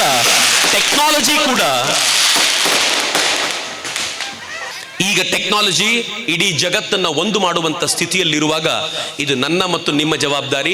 ಆ ಹಿಂದೂ ಚಿಂತನೆಗಳನ್ನ ನಮ್ಮ ಮನೆ ಮನೆಗೆ ಮುಟ್ಟಿಸಿ ಈ ನಾಡನ್ನ ಬಲವಾಗಿ ನಿರ್ಮಾಣ ಮಾಡುವಂತ ಪ್ರಯತ್ನ ನಮ್ಮಿಂದ ಆಗಬೇಕು. ಆ ಕಾರಣಕ್ಕೆ ನಂಗೆ ಈ ತರದ ಸಂಘಟನೆಗಳನ್ನೆಲ್ಲ ಕಂಡಾಗ ಬಹಳ ಖುಷಿ. ನಾನು ಅವರ ಪ್ರಯತ್ನವನ್ನು ನೋಡ್ತಾ ಇದ್ನಲ್ಲ, ಬಹಳ ಚಂದ ಇತ್ತು. ಅವ್ರು ಹೇಳಿದ್ರು, ನಾವು ಗೋವನ್ನು ಉಳಿಸುವಂತ ಕೆಲಸ ಮಾಡ್ತಾ ಇದ್ವಿ. ವಂಡರ್ಫುಲ್, ಅದ್ಭುತವಾಗಿರುವಂತ ಕೆಲಸ. ನನಗೆ ಫೋನ್ ಮಾಡುವಾಗ ಅವ್ರು ಹೇಳಿದ್ರು, ನಾವು ಸೇವಾ ಚಟುವಟಿಕೆ ತುಂಬಾ ಮಾಡ್ತೀವಿ. ಬಹಳ ಒಳ್ಳೆಯ ಕೆಲಸ. ಯಾಕೆ ಒಳ್ಳೆಯ ಕೆಲಸ ಗೊತ್ತೇನು? ಸೇವಾ ಚಟುವಟಿಕೆಯ ಮೂಲಕ ನಮ್ಮ ಸಮಾಜವನ್ನು ಒಗ್ಗಟ್ಟು ಮಾಡಬೇಕಾಗಿರುವಂತ ಅಗತ್ಯ ಇದೆ. ಪ್ರತಿಯೊಬ್ಬರ ಕಷ್ಟಕ್ಕೆ ನಾವು ಬರಬೇಕಾಗಿದೆ. ಯಾರೋ ಒಬ್ಬ 5 kg ಅಕ್ಕಿ ಕೊಟ್ಟು ಅವನ ಮತವನ್ನೇ ಪರಿವರ್ತಿಸುವಂತ ಪ್ರಯತ್ನಕ್ಕೆ ಕೈ ಹಾಕುವಾಗ ಹಿಂದೂ ಸಮಾಜವಾಗಿ ನಾವು ಜೊತೆಯಲ್ಲಿ ನಿಂತ್ಕೊಂಡು ಬಲವಾಗಿ ಅವರನ್ನು ಕಾಪಾಡಬೇಕಾಗಿರುವಂತ ಅಗತ್ಯ ಇದೆ. ಈ ಎಲ್ಲ ಪ್ರಯತ್ನವನ್ನ ನಂದಿನಿ ಶಾಖೆಯ ವಿಶ್ವ ಹಿಂದೂ ಪರಿಷತ್ ಬಜರಂಗ ದಳದ ತರುಣರು ಏನ್ ಮಾಡ್ತಾ ಇದ್ದಾರೆ, ನಾನು ಅವರಿಗೆ ವಿಶೇಷವಾದ ಅಭಿನಂದನೆಯನ್ನು ಸಲ್ಲಿಸ್ತೀನಿ. ಸ್ವಾಮೀಜಿ ಹೇಳಿದ್ರು, ನನಗೆ ವೇದಿಕೆ ಮೇಲೆ ಕೂತಾಗ ಅವ್ರು ಹೇಳಿದ್ರು, ಎಲ್ಲ ಇಲ್ಲಿನ ಬಜರಂಗ ದಳದ ಶಾಖೆಗಳಲ್ಲಿ, ಹಂಗೆ ಹೇಳಿದ್ರೆ ತಪ್ಪಾಗುತ್ತೇನೋ, ಆದರೆ ಅವ್ರು ಹೇಳಿರೋ ಮಾತನ್ನು ಒಪ್ಪಿಸ್ತಾ ಇದ್ದೀನಿ. ಇದು ಅತ್ಯಂತ ವಿಶಿಷ್ಟವಾಗಿರುವಂತ ಶಾಖೆ, ನಿರಂತರವಾಗಿ ಒಳ್ಳೆಯ ಕೆಲಸಗಳನ್ನು ಮಾಡ್ಕೊಂಡು ಬರ್ತಿರುವಂತ ಶಾಖೆ, ಮತ್ತು ನಾನು ಈ ಕಾರ್ಯಕ್ರಮದಲ್ಲಿ ನಿರಂತರ ಅತಿಥಿ ಅಂತ ಹೇಳಿದರು. ಕಳೆದ ಅನೇಕ ವರ್ಷಗಳಿಂದ ನಾನು ಬರ್ತಿದ್ದೀನಿ. ಯಾಕೆಂದ್ರೆ ಈ ಕಾರಣಕ್ಕೆ ಅಂತ. ಮಿತ್ರರೇ, ಈ ಕೆಲಸಗಳು ಬರೀ ನೀವು ಮಾಡ್ತಿರೋ ಕೆಲಸ ನಂದಿನಿ ಶಾಖೆಯ ಮೂಲಕ ಈ ಏರಿಯಾಕ್ಕೆ ಮಾತ್ರ ಅಲ್ಲ, ಹಿಂದೂ ಸಮಾಜದ ಒಳಿತಿಗೋಸ್ಕರ ನೀವು ಇಡ್ತಾ ಇರುವಂತ ಒಂದು ಸುಂದರ ಇಟ್ಟಿಗೆ ಅಂತ ಭಾವಿಸಿಕೊಂಡು ನಾವೆಲ್ಲರೂ ಇನ್ನೂ ಶ್ರದ್ಧೆಯಿಂದ ಈ ಕೆಲಸದಲ್ಲಿ ಜೊತೆಯಾಗೋಣ. ಅಷ್ಟೇ ಅಲ್ಲ, ಈ ಕೆಲಸಕ್ಕೆ ಇನ್ನಿತರ ಜನರನ್ನು ಸೇರಿಸ್ಕೊಳ್ಳೋಣ. ಬೇರೆ ಬೇರೆ ಶಾಖೆಯವರೆಗೂ ಇದರಿಂದ ಪ್ರೇರಣೆ ಸಿಗಲಿ. ಇಡೀ ನಾಡು ಇದರಿಂದ ಪ್ರೇರಣೆ ತೆಗೆದುಕೊಳ್ಳಿ. ಎಲ್ಲ ಜಾತಿ ಮತ ಪಂಥಗಳನ್ನು ಮರೆತು ಹೇಗೆ ಕುಂಭ ಸ್ನಾನದಲ್ಲಿ ಒಂದಾಗ್ತೀವೋ ಹಾಗೆ ರಾಷ್ಟ್ರ ಕಟ್ಟುವ ಕಾಯಕದಲ್ಲಿ ಜಾತಿ ಮತ ಪಂಥಗಳನ್ನು ಮರೆತು ನಾವೆಲ್ಲರೂ ಒಟ್ಟಾಗಿ ನಿಲ್ಲೋಣ ಅಂತ ಅತ್ಯಂತ ಪ್ರೀತಿಯಿಂದ ಹಾರೈಸ್ತಾ ನನ್ನ ಮಾತುಗಳನ್ನು ತಾಯಿ ಭಾರತೀಯ ಪದತಲಕ್ಕೆ ಸಮರ್ಪಿಸ್ತೀನಿ. ಎಲ್ರಿಗೂ ನಮಸ್ಕಾರ. ಒಂದ್ಸಲ 2 ಕೈಗಳನ್ನು ಗಾಳಿಗೆತ್ತಿ ಭಾರತ ಮಾತೆಗೆ ಜೈಕಾರ ಕೊಡಿ. ಭಾರತ್ ಮಾತಾ ಕೀ, ಭಾರತ್ ಮಾತಾ ಕೀ, ವಂದೇ ವಂದೇ ಜೈ. ಸಭಾ ಕಾರ್ಯಕ್ರಮದ ಮೆರುಗನ್ನು ಹಾಗೂ ಈ ಮುಖ್ಯ ಭಾಷಣವನ್ನು ನೆರವೇರಿಸಿಕೊಟ್ಟಂತಹ ಖ್ಯಾತ ಚಿಂತಕರು ಹಾಗೂ ಲೇಖಕರು ಆಗಿರುವಂತಹ ಶ್ರೀಯುತ ಶ್ರೀ ಚಕ್ರವರ್ತಿ ಸೂಲಿಬೆಲೆ ಇವರಿಗೆ ಹೃತ್ಪೂರ್ವಕ ಕೃತಜ್ಞತೆಗಳು. ಕಾರ್ಯಕ್ರಮದ ಮುಂದಕ್ಕೆ ನಿಹಾನಿ ಎಲ್ ಶೆಟ್ಟಿ.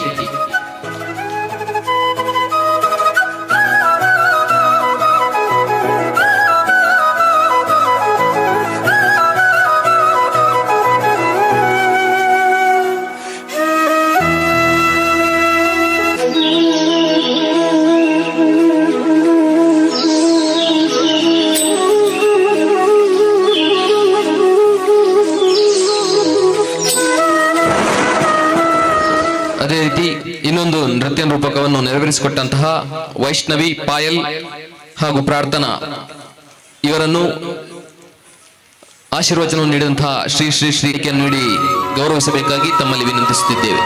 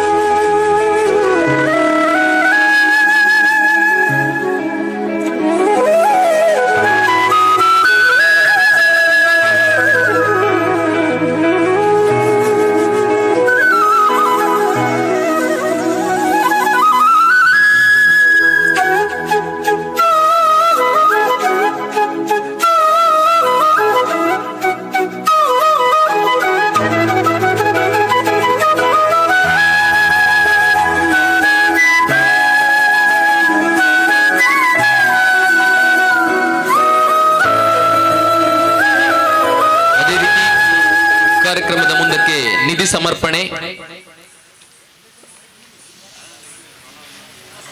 ಗೋಪಾಲನೆಗಾಗಿ ವಾರ್ಷಿಕವಾಗಿ ನಿಧಿಯನ್ನು ಸಮರ್ಪಿಸುವ ಗೋವನಿತಾಯ ಟ್ರಸ್ಟ್ ರಿಜಿಸ್ಟರ್ಡ್ ಪಜೀರು ಬೀಜಗಿರಿ ಮಂಗಳೂರು ಇವರ ಪರವಾಗಿ ಅಲ್ಲಿನ ಪ್ರಮುಖರಾಗಿರುವಂತಹ ಬೇಕಾಗಿ ತಮ್ಮಲ್ಲಿ ವಿನಂತಿಸುತ್ತೇವೆ. ಈ ನಿಧಿ ಸಮರ್ಪಣಾ ಕಾರ್ಯಕ್ರಮವನ್ನು ಶ್ರೀಯುತ ಚಕ್ರವರ್ತಿ ಸೂಲಿಬೆಲೆಯವರು ನೆರವೇರಿಸಿಕೊಡಬೇಕಾಗಿ ತಮ್ಮಲ್ಲಿ ವಿನಂತಿಸುತ್ತೇವೆ.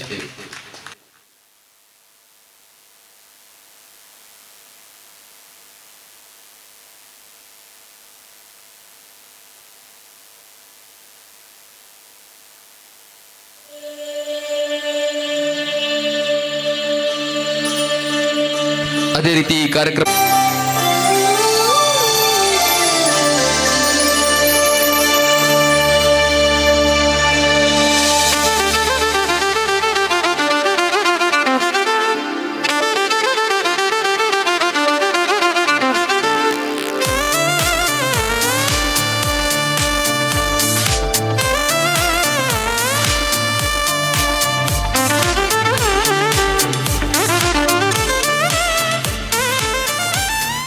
ಕಾರ್ಯಕ್ರಮದ ಮುಂದಕ್ಕೆ ಅಧ್ಯಕ್ಷೀಯ ಭಾಷಣ ಆಗಮಿಸಿ ನಮ್ಮನ್ನೆಲ್ಲ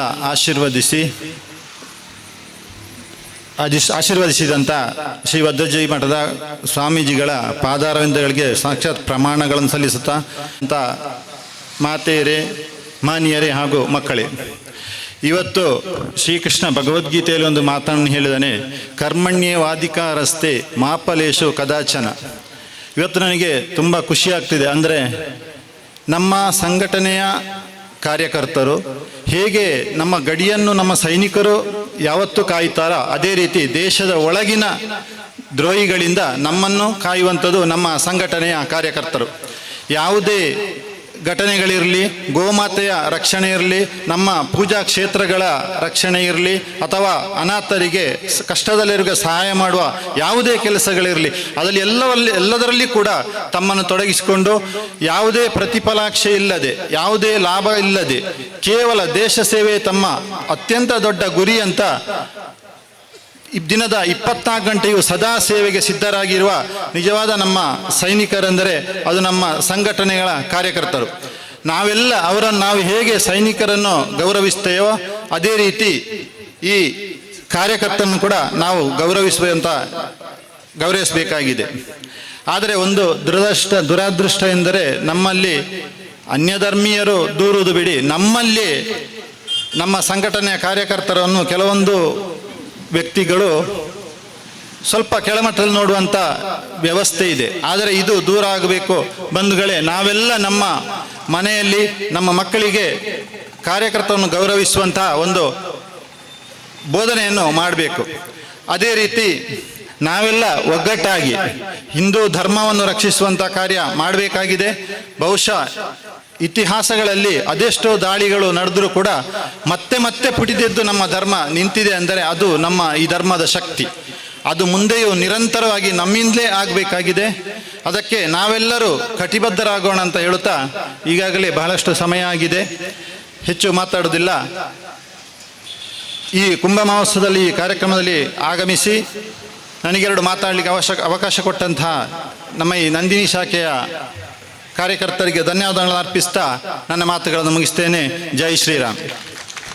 ಸಭೆಯನ್ನು ಉದ್ದೇಶಿಸಿ ಅಧ್ಯಕ್ಷೀಯ ಈ ಕಾರ್ಯವನ್ನು ಶ್ರೀಯುತ ಚಕ್ರವರ್ತಿ ಸೂಲಿಬೆಲೆಯವರು ನೆರವೇರಿಸಿಕೊಡಬೇಕಾಗಿ ತಮ್ಮಲ್ಲಿ ವಿನಂತಿಸುತ್ತಿದ್ದೇವೆ.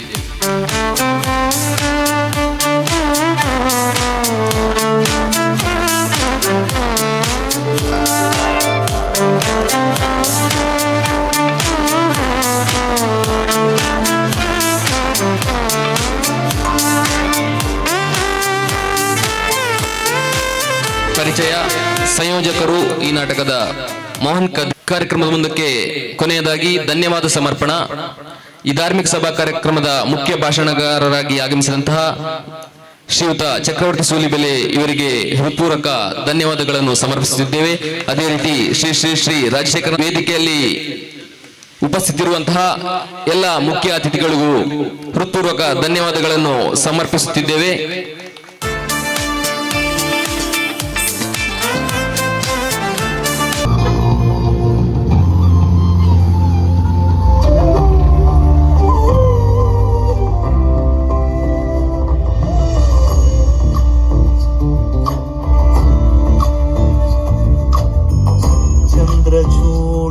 ಶಿವಶಂಕರ ಪಾರ್ವತಿ ರಮಣ ನಿನಗೆ ನಮೋ ನಮೋ. ಚಂದ್ರಚೂಡ ಶಿವಶಂಕರ ಪಾರ್ವತಿ ರಮಣ ನಿನಗೆ ನಮೋ ನಮೋ.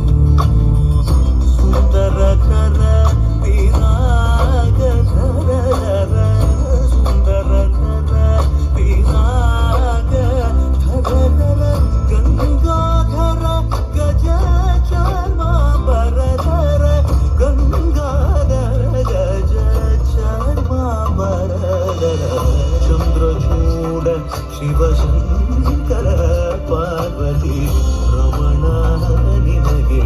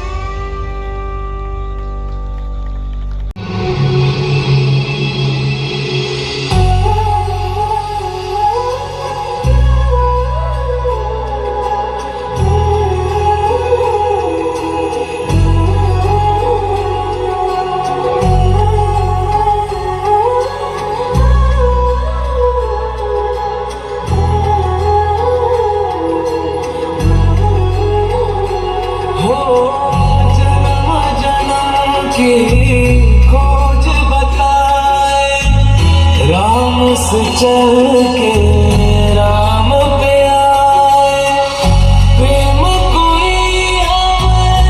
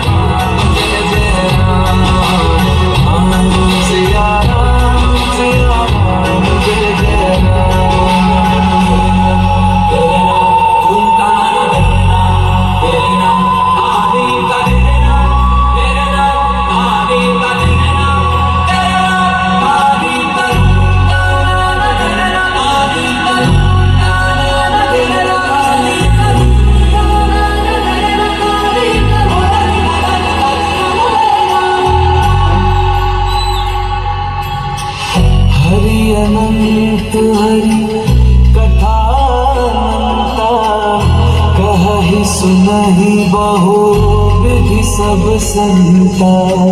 राम रतन धन जो कोई पाए, जीवन भर रामायण गाए। मंगल भवन अमंगल हारी, द्रवहु सुदस अजर बिहारी। राम सिया राम।